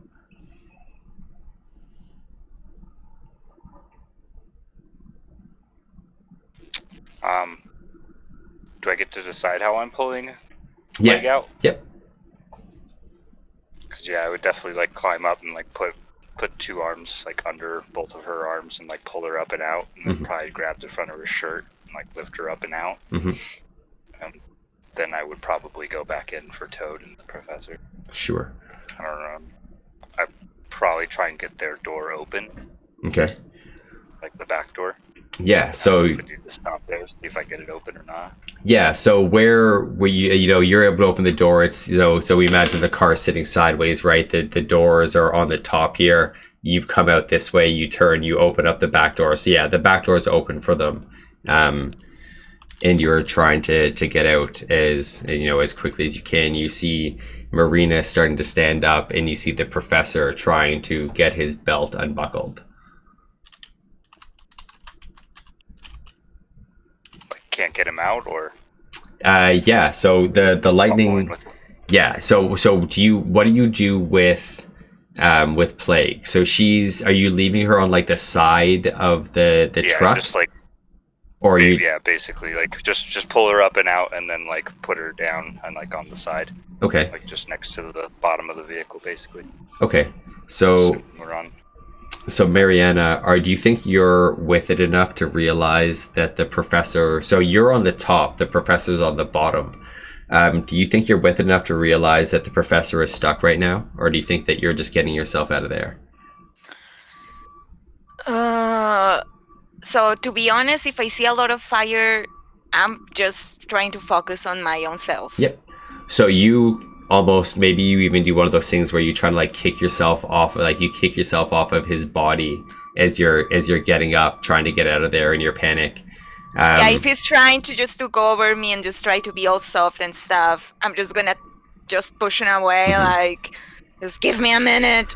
So so you jump out, you probably do one of these things where you roll off into the ground and you see that the lightning is coming towards you and there's a fire, another truck in the background, you see the fire and lightning. It's about, starting about 15-20 feet away and it's starting to come towards you.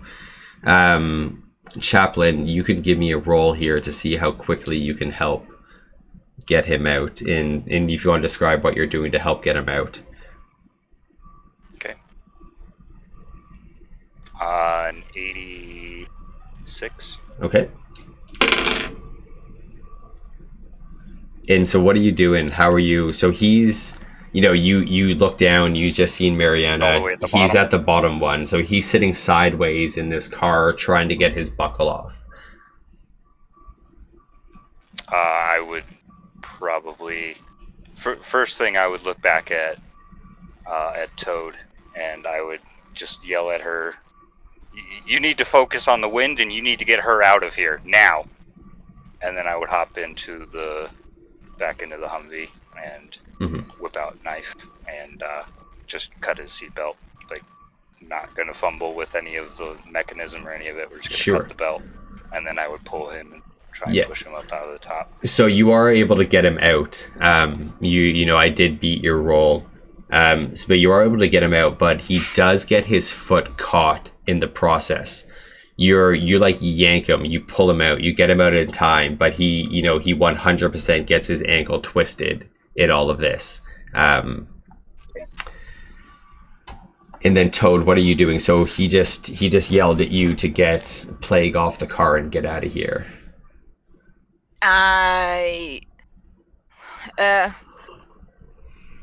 Affirmative. Yeah, copy that. And I'm just gonna stand up and I'm gonna run up to Toad, up to Plague, and then just at the same motion that he did, just put her around my arms and then just try to drag her. Sure. This. And you drag her to the distance. You're able to get the professor out. Like I said, you get him to safety, and Toad, you're probably not paying attention to this as much, but Chaplain, you probably are, because you saw it coming your way. You watch as, about 20 seconds after you get away from the car, the Humvee, you drag the professor away. You're both to kind of a safe space. You see the lightning, like 3-4 slimes, smashes down on your truck and just explodes in front of you, probably pushing you back another 4 or 5 feet in the force, and leaving you slightly dazed for a moment, just laying in this this darkness of snow falling down on top of you. Heading back to the restaurant. We almost got you all together here.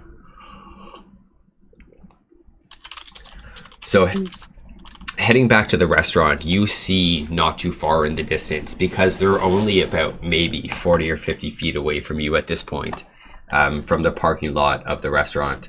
Lily, you would probably, or not Lily, Phoebe, you would probably see it the most as you were there watching all of this. You made the phone call. You're probably going back to trying to calm people down from seeing this black snow.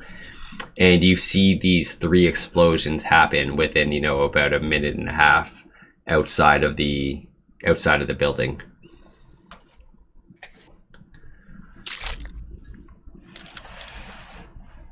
Yeah, so I feel like I'm having a hard time deciding what Phoebe would do because I'm having a hard time deciding what I would do.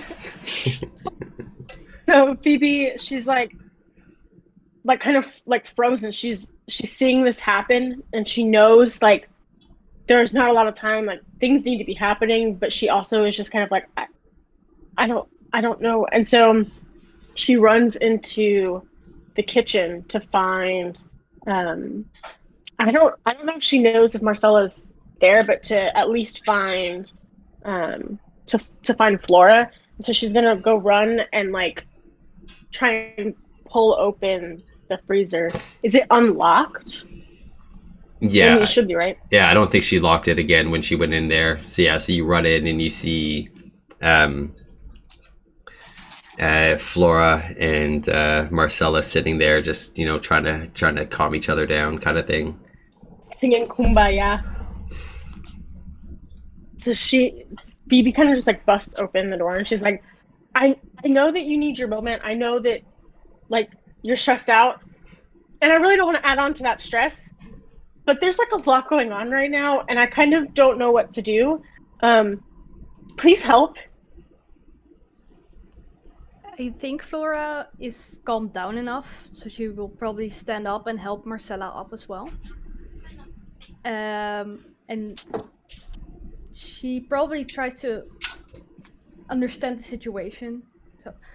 So what's going on? Like, what's happening? It's a hard question to answer because I don't really know. I just need you just have to come out here and see. There's literal explosions. Just come out here, and she's gonna start like grabbing both of their arms and like start pulling them out. Sure. To show them. Words just don't really explain what's going on. Yeah, got you. So we're just being pulled out basically to the window. Mm-hmm. Look outside. I am gesturing openly to the outdoors, to the outside. See, I told you there is something really freaky going on right now. And Flora, you are still seeing lightning flashes out there. She will like wince and like she will probably hide herself behind her arm every time a lightning flash, or put her hands against her ears. Mm-hmm. She tries to hold herself together. And there's the phone rings. There's the house phone, and then there's the military base phone, the one that you picked up to call Connie before. And you that phone rings, and it's not often that phone actually rings. Who do you think would go pick it up? I think Flora will probably immediately, without thinking, because she feels responsible for that phone. Mm-hmm. So she will pick up. And you pick it up, and you hear General Yux's voice on the other line. And it's just, General, where's my son? I will look around. If I see his son, Yeah, I will probably call out his name. And Jesse's, he's one of the kids, or he's one of the people that's standing there looking at this, this site outside. He turns as you call him, and you see that he comes over towards the phone, and he takes it from you, and you just hear, one half of a conversation at this point. You hear him saying, everybody's safe. You hear him saying, 3 explosions, and you hear him saying, I'm not leaving. And then the phone hangs up. I think when she hears explosions, like she heard it from like before, but she didn't really realize it. Mm-hmm. So she will probably grab him by the shoulders, like shake him, like, what explosions are you talking about? Just outside, 3 of the cars. It looked like the lightning hit them. Phoebe's been frozen up till this point, just like she pulled them out, and then she's just staring at the windows again. But at the mention of explosions, she turns and she's like, "Yeah, that's why I pulled you out. Our customers are freaking out. The phone, when I called earlier, they told us not to leave, but now there's all these things happening. I'm like, are we just supposed to sit in here? Like, I don't know what to do. And Marcella turns with Phoebe and at the mention of cars exploding. You mean to tell me that there's people out in that right now? Maybe. I mean, they exploded, so their cars exploded. So I mean, I don't Okay. know anything that's going on. So I turn my attention to Jesse, and I'm looking at him, and I'm going to ask him if he knows. Do you know anything that's happening? Do you have any idea of what's going on right now? Dad told me to come home as fast as I could. He told me to get back to the base. I'm not going out in that. He said some cars were on their way. Hold on, let's see. Oh yeah, he rolled a 4. But those were the cars that exploded. I don't know if anybody's coming. Okay, we should stay put. He'll just one last thing. He'll turn to Marcella and say, "You were out in there. Did you see anything?" All I know is that lightning started striking and I couldn't get home. I turned around and ran right back in here. Oh, it's like striking like inside of the town? That's a question to myself. Yes, it struck directly outside the door when I was trying to get in, like it was trying to hit me. Okay, well, I'm sure it's just a really bad storm, but I don't really know what we're... Phoebe, I don't get freaked out by these things either. I don't believe in any of this hubba, bubba, baloo, whatever have you, but if people are out in that, I think we need to go out there. Even get back to your house. How are you planning to get out there if there's lightning out to get you? I feel like we can't afford to lose any more people. All the more reason that you shouldn't leave. And Flora, you were about to say something before. What were you going to say? I think Flora is trying to put herself together and go into the kitchen and ask Keith, because he's like, you know, head chef, he's maybe a bit burly, like he's a man in this situation, and ask him to go outside. And she's too afraid to go anywhere, but she tries to at least organize a search party, or at least like maybe Keith and Alex or someone that's around, maybe customers. Sure. Ask them. And Keith, okay. I'll head out there. Okay, so you want me to go towards where the explosions were? Well, be careful, but see if maybe someone needs help. Phoebe's gonna go, like, she's gonna follow Flora in, and when she hears that, she's gonna be like, Connie told us that we all need to stay here. You're gonna try and send out people? You're gonna get Keith killed. But what if someone needs our help? What if someone is there that is dying but can still be saved? What if Keith gets hit by a lightning bolt because you sent him out? If you want to roll a bossy here, you're more than welcome to. Do it. Yes. Yes. Do it. Do you want me to roll as well? Mm-hmm. Yeah, so roll and tell me what you rolled. 69. 69. Okay, so you rolled that. Yes. Boss. Excellent. If Jeremy is here in chat, he would be very happy right now. Nice. Nice. So you are, you get into boss mode right now. You start to, bark out these orders in your authoritative tone. And it's probably one of these things where Phoebe hears the change in the voice, and she's just like, this is the change of voice that I heard when Marcella got fired. This is time to listen to boss. kind of thing. Okay. I don't know if that, you know, maybe you like her a little bit less when she uses his tone of voice or not. That's fully up to you to decide, but it's definitely not nice boss right now as she's telling you to do these things. And Keith I'd really will... love to hear the boss voice change.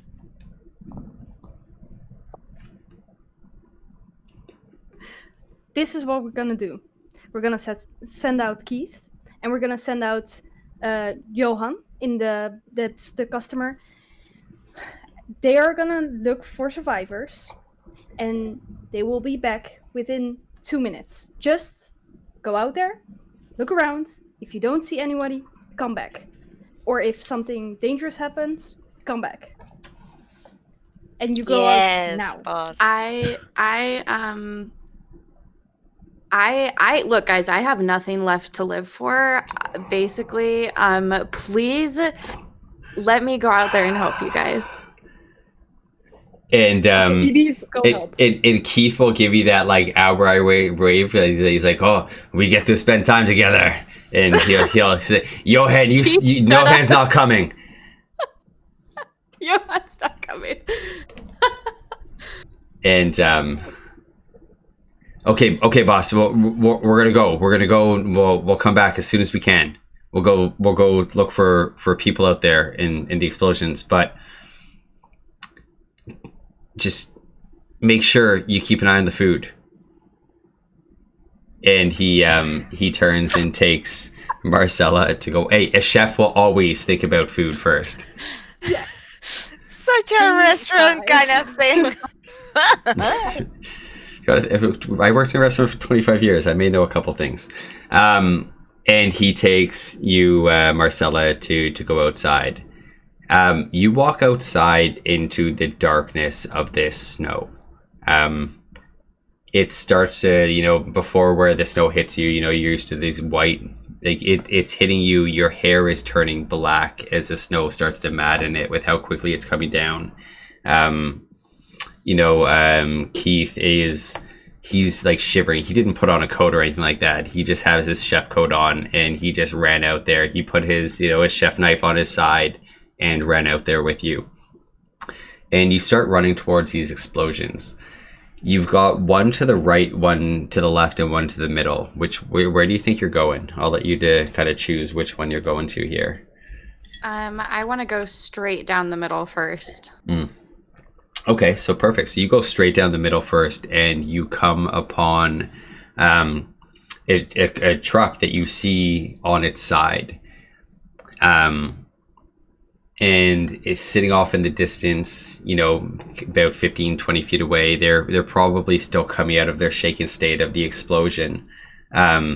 You see, Chaplain and Plague and the Professor and Toad sitting there, probably like holding their head, holding their eyes from the sound and, the bright lights of the lightning flashing all around them and stuff, the explosions. And you see them sitting there. Hey, I'm shouting really loudly because I'm sure this is very disorienting. Are you guys okay? What's happening? I think okay. Can I roll to see if they hear me? Actually, they can roll to see if they hear you. Oh, okay. So, Toad and Chaplain, give me a little roll here. And I'll roll for the other two. Well, actually, one of them's unconscious, so I'm only rolling for one of them.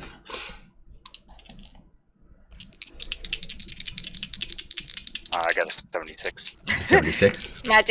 Magic Tech said He rolled I a rolled 48. I saw that one there. And 93. I always roll 93. high. Okay. And the Professor rolled a 42. So you see the Professor in the distance, like look off to the distance. Just there's somebody out there. I can't see through the darkness, but I hear a voice. Hello? Hello, are you guys okay? And as she gets But you thought closer, Sorry. as she gets closer, another like probably like 30, 45 seconds of them walking towards you, you'll start to hear that voice coming. I'm holding Keith like super tightly, dragging He's him loving it. behind me. Yeah. And we're walking closer. I'm trying to stay calm. I can't tell if the people ahead of me are actually people or just shapes or Sure. hello. And Toad, I'm going to need a sanity check from you. From all the fire. Why so much fire? Well, because there's a reason I asked you people things for your characters. 23. 23. Okay, so you only lose 1 point of sanity. Okay. Right? Yeah, you beat that. Yeah. So how I imagine all this, I always carry my scope on my chest because that's me.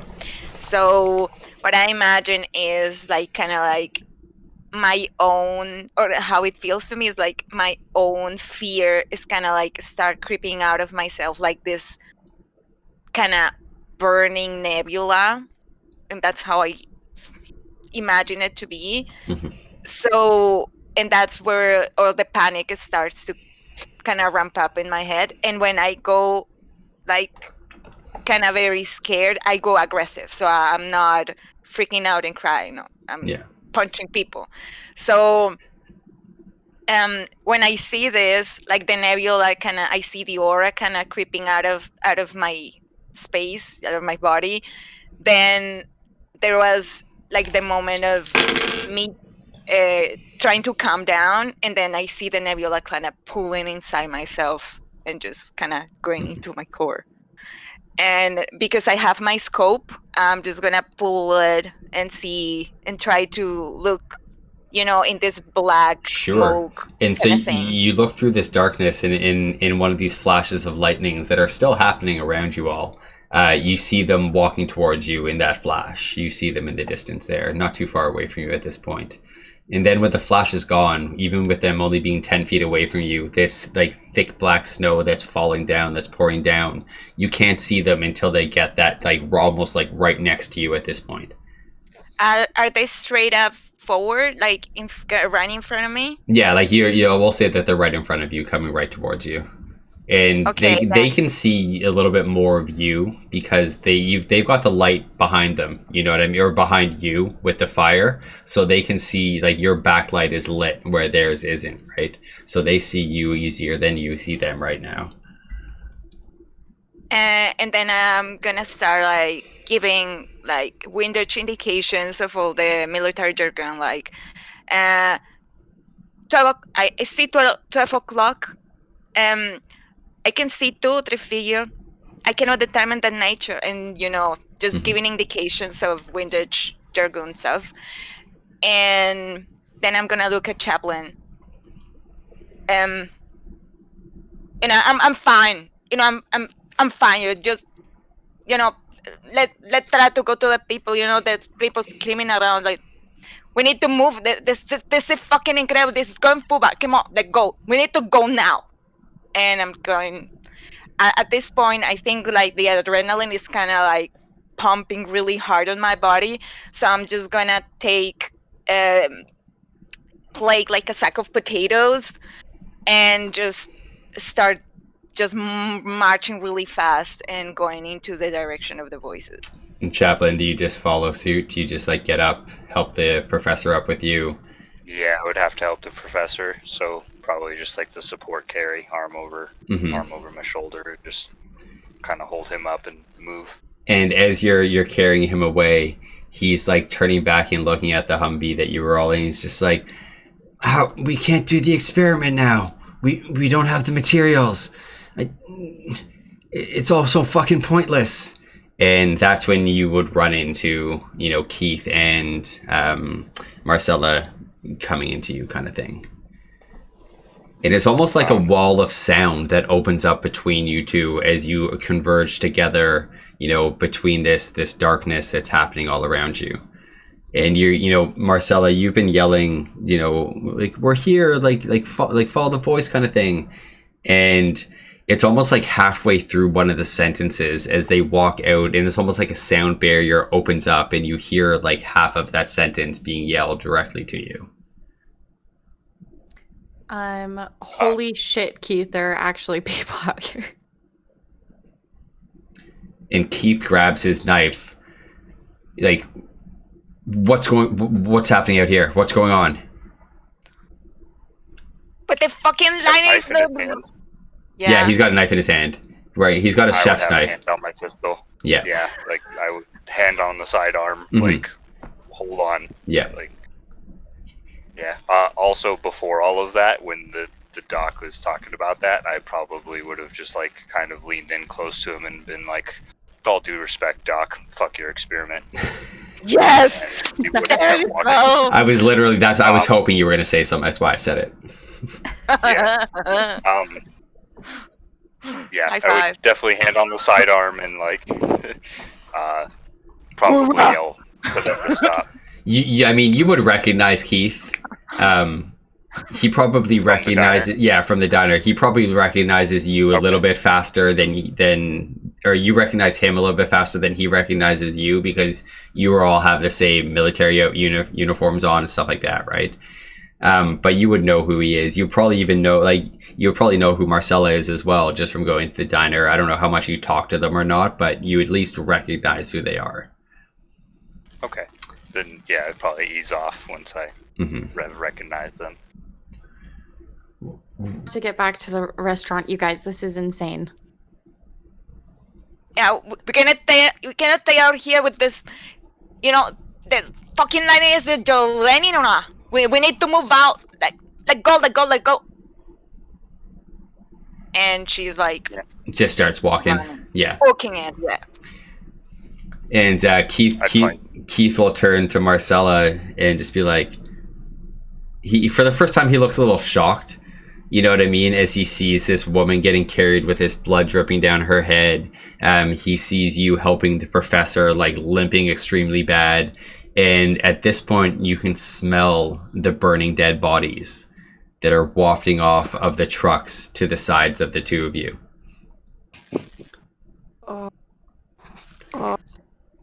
Keith, When I start like getting the smell, I'm just gonna hold my breath until I get to the restaurant. and Keith kind of looks at you, Marcella, with that like almost white look on his face. Probably never seen him look like this before. He almost he drops the knife on the ground and just starts running back to the restaurant. He's got your arm in tow. Like he didn't let go of your arm. Yeah.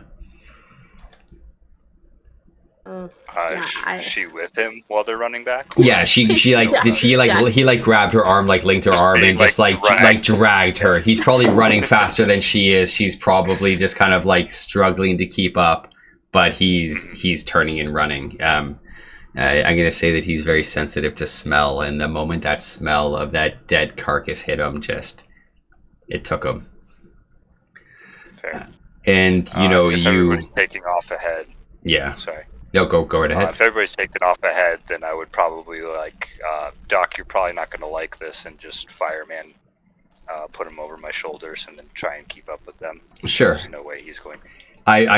Because his ankle is all fucked up right now, and the explosion and everything else, I'm going to say that he can't really fight it. You're definitely much stronger than he is, and you just you pick him up and just toss him over. And he's one of those things where he's probably like hitting the back of you, like let me fucking down kind of thing. But you just you pick him up and you take him. Yeah. No. And the 1, 2, 3, 4, 6 of you bust into the restaurant.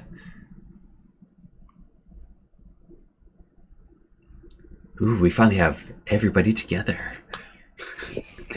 So you bust into the restaurant. Keith kind of like drops down on his knees, just kind of like completely out of breath. And as you walk in, for Phoebe and Flora. Emma? Flora. Yeah, for Phoebe and Flora, what you see as they come in is just completely covered in this black snow. It's all in their hair. It's all covering their bodies. you know, it's still cold like snow. It feels like snow. There's still snowflakes, but it's just this black snow. And as the last person gets in, it's one of those things where that lightning shoots down right outside the door, just narrowly missing the last person. It kind of was like, it was almost following you, Chaplain. You probably heard that sound crashing behind you every like 5-10 seconds as you were running towards this diner.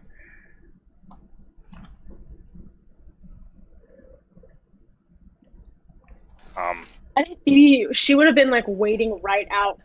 Probably open the door right for beside people. the door on the inside. Yeah, because she's like waiting for something, and she sees them running in. She like holds the door open as they're all kind of like spilling into the door, and then she kind of closes the door really quickly. Not for any particular, but it's just that feeling of like, kind of what Marcelo was saying earlier. Like it almost feels like they're out to get them, and so like.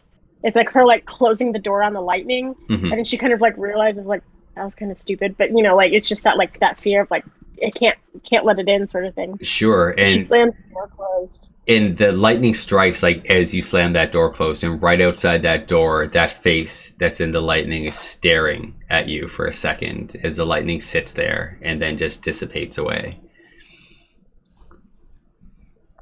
Flora is probably freaking out because of the lightning. So should I make a sanity? Yeah, let's make a sanity check for you here as well. 47. 47. So you succeed as well. So you are just taking one of your sanities off right now.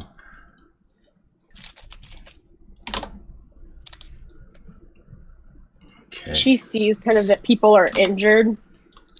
She's gonna try and like oh Jesus, and so she's like she's cleaning off some of the tables and like asking people to move back so that they can lay the bloody girl on the table. Yeah, so Toad, what do you do with Plague's body? Yeah, I'm gonna drop her on top of a table, and I'm gonna go like check her for her vitals really quickly, and check her breathing. While she's doing that, I would set down the professor into a chair. Do I see Jesse? You see Jesse? Yeah, you see Jesse. Yeah, Jesse's standing at one of the. He's standing near the window. He was kind of watching it all happen, and then he's turned towards you as you all ran in to watch the commotion, but he's still standing near that window. Yeah. Okay. Steve wouldn't like doing this because there's so many people, but he would look at Jesse and go, "Ukes, here now." And he's a bus boy, right? He's got like an apron. Yep. So I would whip out my knife and cut his apron and make like a bandage for Plague's head, wrap it around, like, stem the bleeding, because that'd be the first priority. Sure. Give me a roll here, because you know whenever I feel like you speak in public, I feel like that may affect you a little bit. That was the risk I took. 64. Oh wow, 68. So yeah, you're able to keep it together in the midst of this here right now. And you are, he comes over. He looks a little scared as you pull out the knife for a moment, and then he realizes you're just getting the apron and cutting it. And after he cuts your apron, he will turn to you and say, I could have just given you this rag. And he pulls out his dishcloth from his back pocket. Yeah, it's not nearly as sanitary. He's probably ignoring. Yeah. Yeah, I probably wouldn't have said anything, but yeah. There's probably like a first aid kit in the restaurant, right? Oh, 100%. There's a first aid kit. There's so far to go as there is even like yeah, exactly. You need to do a little heart shock. The zappy things. Yeah, the shock panels. Yeah, I never remember what it's called. So Phoebe's gonna run into the kitchen. Defibrillator. That's it. I'm assuming there's probably like a little area in like the pantry, like in the kitchen, where they keep that. So she's gonna like bolt in there and Oh grab yeah, it. typical restaurant and then fashion. walk There out. is definitely a first aid kit up at the host stand. There's one in the kitchen. There's one in the office. So Okay. the closest one to you that you would probably know about would actually just be like the host stand.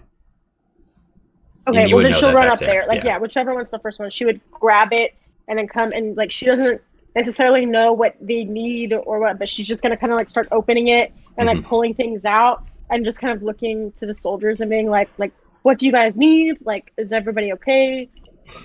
Is any of this useful? And one And- of sorry, go ahead. Chaplain, and I'm gonna like signal so you can just take the pressure off with the rag thingy, and then I'm gonna take the as something to make some suture upon the wound. Mm-hmm. Sterilize it first. Mm. That's all I would say to her. Okay. Yeah. Probably like lean I'm in like- and whisper it.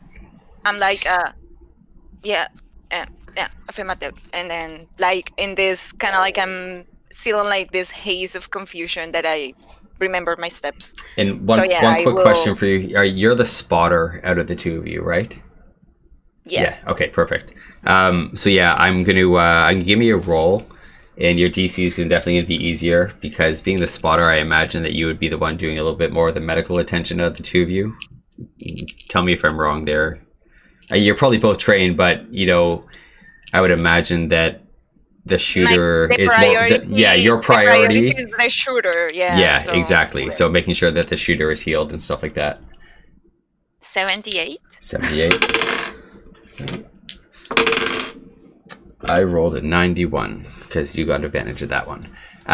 So you close up this wound. You pour some iodine on there to make sure that it's nice and clean. You probably give the needle to Chaplin when he says to sterilize it. You probably run to the back of the kitchen and use the sterilizing materials that they have there. Probably put it over the open flame that's on the grill. I'm going to assume that the food is burnt because Flora did not take a look at the food, and he runs back out and gives you the suture, and you sew it up and stabilize Plague. The crowd that's happening out there is very much just looking at the people that ran in. Well, probably it's probably a whole bunch of them asking the question, but I'll just ask it once from all of them as they turn to you and be like, "What the fuck happened out there? What were those explosions?" Phoebe's gonna hop up and she's gonna like start trying to like push people back because she can tell that they're trying to work and that like people need to focus, and she's gonna I just need you guys to back up. People are hurt, people are bleeding. There are more important things, so just like back up and we'll figure this out. And she's kind of like trying to push people back as she's saying that. Sure. You can give me a roll, a persuasion check here to see if they all come and listen to you or if they're gonna stay panicked. 25. 51. So you say this to them. And it's again probably one of these things because Flora, you said that the lightning was still affecting you, so you're probably a little bit more panicked. And Phoebe, you see that boss is down again. I'm gonna take charge, and you get that little bit of that bossy voice. You get that tone that you've been learning from her over the years, and they start going back and sitting down in their seats and listening. Marcella, you're kind of sitting there with Keith, and Keith starts talking to you. He's just like, he's looking at his side, like at his sides. Where's my knife? Your knife, Keith. I'm pretty sure you dropped it outside. But no, I've got to get it. I've got to get it. I can't. No. Keith, you cannot go outside right now. But it was the last thing my dad gave me. Oh, fuck. Keith? And You see him stand up. He like looks around to see what people are doing, and most of the people are starting to walk back towards their seats and stuff now. He looks at you and he says, "Keep the door open." And he tries to run away. Do you try to stop him from running out the door? Oh, I absolutely tried to stop him from running out the door. All I right. am stepping in and I am Let's I'm get it. rolling. Yeah, contested rolls here. Let's see if he gets past you. 25. 25. Oh fuck. So you like get in front of the door and you like block it, and he's like trying to push past you. Like, I need it. My dad's soul is in that knife. That's what makes me such a good cook. I can't lose it out there. But you are able to stop him. I swear to God, Keith, if you take one step out this door, I am going to absolutely lose it. Today has been crazy enough. Today has been insane enough. We are staying inside. We can get your knife after this storm passes. And he starts to break down. The thought of like the smell of those bodies out there, and his knife out there and stuff like that, he like falls into your arms just weeping. You probably he's definitely like the strongest personality person in all of this restaurant, and he looks like the smallest person right now. I am so unbelievably uncomfortable and I don't want Keith to be embarrassed, so I grab Keith and I just like basically march him back to the kitchen. And he's got his like he's kind of like hugging you, his head like on his side on your shoulder kind of thing, and you lead him back to the kitchen where he sees all of his burnt food, and just like the sadness turns to anger as he just like rushes over to the food and just like he's cursing Flora's name as he tries to fix the food that was cooking. But you calmed him down. And every once in a while, like if you stand there watching him, he goes to grab at his knife at his side and realize that it's not there. And you see him sad for a moment as he reaches to the side and grabs another knife off the the kitchen counter and starts trying to fix the food. Though who the fuck's eating at a time like this?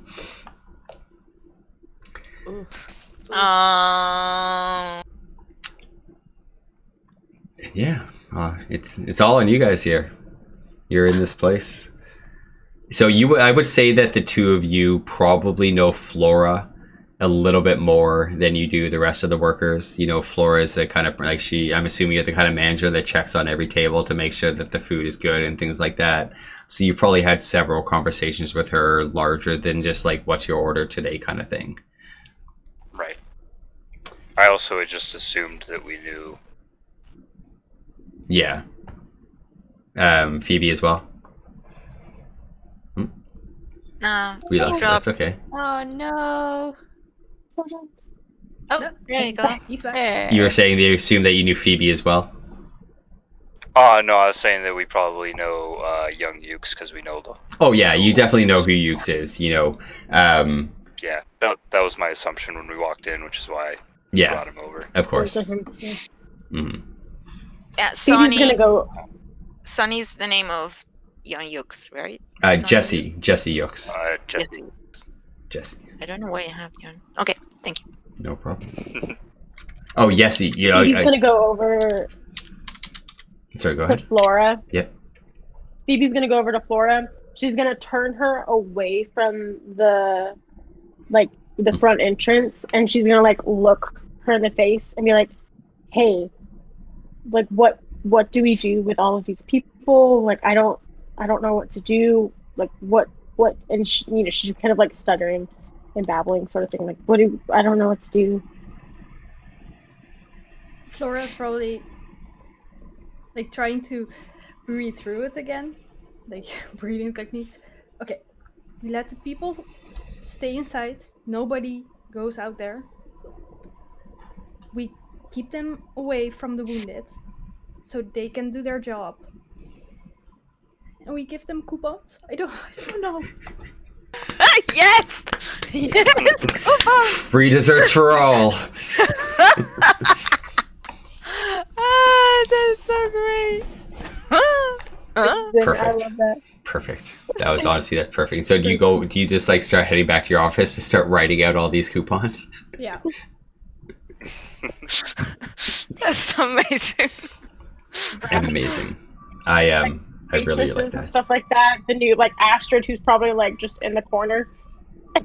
She's gonna be like getting people to like start like giving them drinks and like water and stuff like that to try and keep them like Oh yeah. occupied and. So Astrid, she goes and she takes your what you're telling her to do, and she is super shaky. She has definitely not seen something like this. She's almost the same age as Plague is. That younger, 1920. Just like she was brought into Base 77 to take over this job, so everybody is still getting to know her. Nobody really knows too much about her. And she, starts going. She grabs a tray of water. She's holding it. Phoebe, you're probably doing your own stuff. Flora, you're in the back. And Marcella, I'm assuming you're probably still there with Keith. And all of a sudden, there was just a crash as she tips the tray over, and all these glasses of water just spill out onto the ground. And she gets down on her hands and knees, just like, I'm so sorry. I'm so sorry. I'm so sorry. And she's just, she's trying to clean it up. And she's so frazzled that she like grabs her hands down to try to clean up this broken glass, like cutting her hand all over. Phoebe's gonna rush over to her. She's got so much adrenaline right now, and she's just like has such a desire to like be useful that it's like everything that she's doing, she's like going at a sprint pace. Like she like goes, to grab a glass of water. For some reason, she feels the need to like run to do it. You're in the weeds. She's rushing. You feel like you're in the weeds. Huh? So there's a restaurant term called being in the weeds, where everything is just going too much. But when you come out of those times and you've done a good job, you feel fucking great about it. So you feel like you're in the weeds right now, essentially, which is perfect. So you go and you help her, and it's not too, you grab the first aid. It's not too hard to clean up her hand and stuff like that. And she turns to you and she goes, I know that you need help, but I just can't do it right now. Just go back to the kitchen. I just can't do it. Get a glass of water. Just like take a breather. Go sit with Marcella and Keith. Just go back there. Hold down the fort. I'll handle all of up here. And she does. She goes. goes. She's like sweeping up glass. Yeah. And a couple of the patrons actually come and start helping you clean up a glass at this point. Right now nobody's really an employee here. They're not ordering food off you and drinks off you and stuff like that. They come and they start helping you, just trying to make sure that everybody's okay. And she walks to the back. She pours herself a little glass of water, and she does kind of that same thing that you did, Marcella, where she puts her back to like a wall, puts her head against it, and just slinks down, and just looks like she's just deep in thought as she's looking at her bandaged hand, feeling the pain throbbing through it, and just sits down in the back there. The professor turns to Chaplin, and he's just like, you have to call the base, right? You have to tell them what happened. We need somebody else sent here. We need help, no? How are we gonna get back? We can't go out there in this.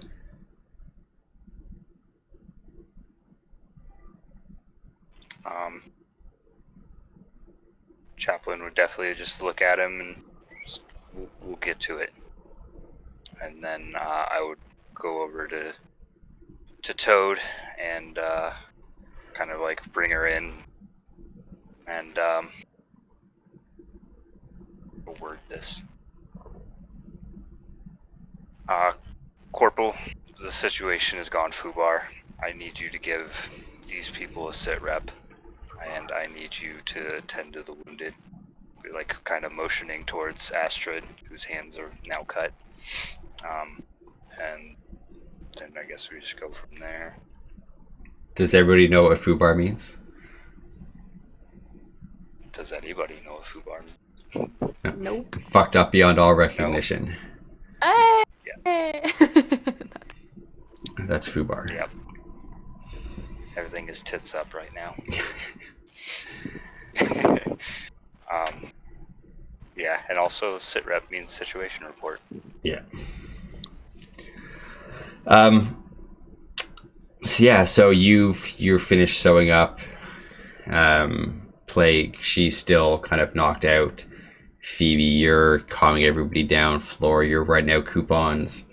Marcella's back with Keith. Do you jump in? Do you jump on the line to try and help him with the food, do you think? Me? Marcella, yeah. I just got fired. I would say Marcella right now is there just for the coupon. Perfect. Perfect. And I think that's where we're going to call it for today.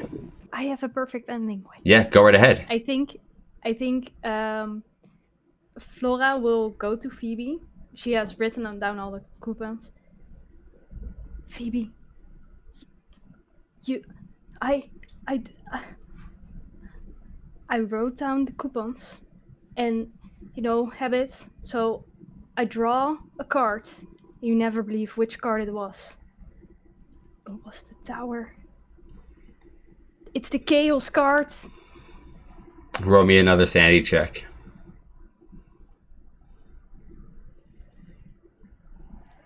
70. 70. Okay, you are going to lose a d6 of sanity here because you failed. Your first failed sanity. So you lose 2 sanity from that one. Okay. And you are all now in this restaurant together. And that's where we will pick it up next week. Because I know that Lily, you have to go at a specific time here, so we're getting like 5 minutes away from there. We're just gonna cancel everything. We're just gonna go for 12 hours. Yeah, I'm down. Yeah, I hope you all enjoyed playing today. I hope you all enjoyed watching and being here, everybody. I know I had a fucking blast, and you all did so great. You all really did well. This was a very, very fun first session. Thank you, guys. Awesome. Yeah. Thank you. Okay, let's go find somebody to raid here really quick, playing some Dungeons and Dragons. Thanks, Pete. How you doing, buddy? Thanks for being here. Dungeons and Dragons. Who's playing? Too old for this. I like that name. Reminds me of me. So let's go raiding over there. All right, everybody, go show some Herestrian love. And I will see you all in the Discord soon. Actually, no, that's not true. I will see you all in about 3 hours for Skull and Shackles, because I have another game that I've got to play and stream in tonight. Ooh, it's a pirate game. Rawr. Wait, before we go, do people want to say anything, shout outs about themselves, anything like that? For the streamers more, if you want to say anything. Much love and peace, everyone. Excellent. Let's give some more shout outs in chat here to the streamers. Oh yeah, go Joy. Your Exactly. stream too. Right? We got Joy. Go Freya. We got Plug yourself. Sonic. Yeah, so if you haven't watched Joy do anything yet, Joy does lots of things like right now she's doing a Pokemon randomizer. She is doing you were doing Fall Guys last night. Yeah, that was pretty fun. Fall Guys and Animal Crossing. Definitely. And Emma, you stream too, though I know you haven't started yet, but let's get you some followers. Because I know you're going to be starting to stream soon too. Yeah, soon. Awesome. Maybe. And yeah, let's, thanks again for being here, everybody. Let's go raiding. Is it still ready? It's ready. Perfect. Bye!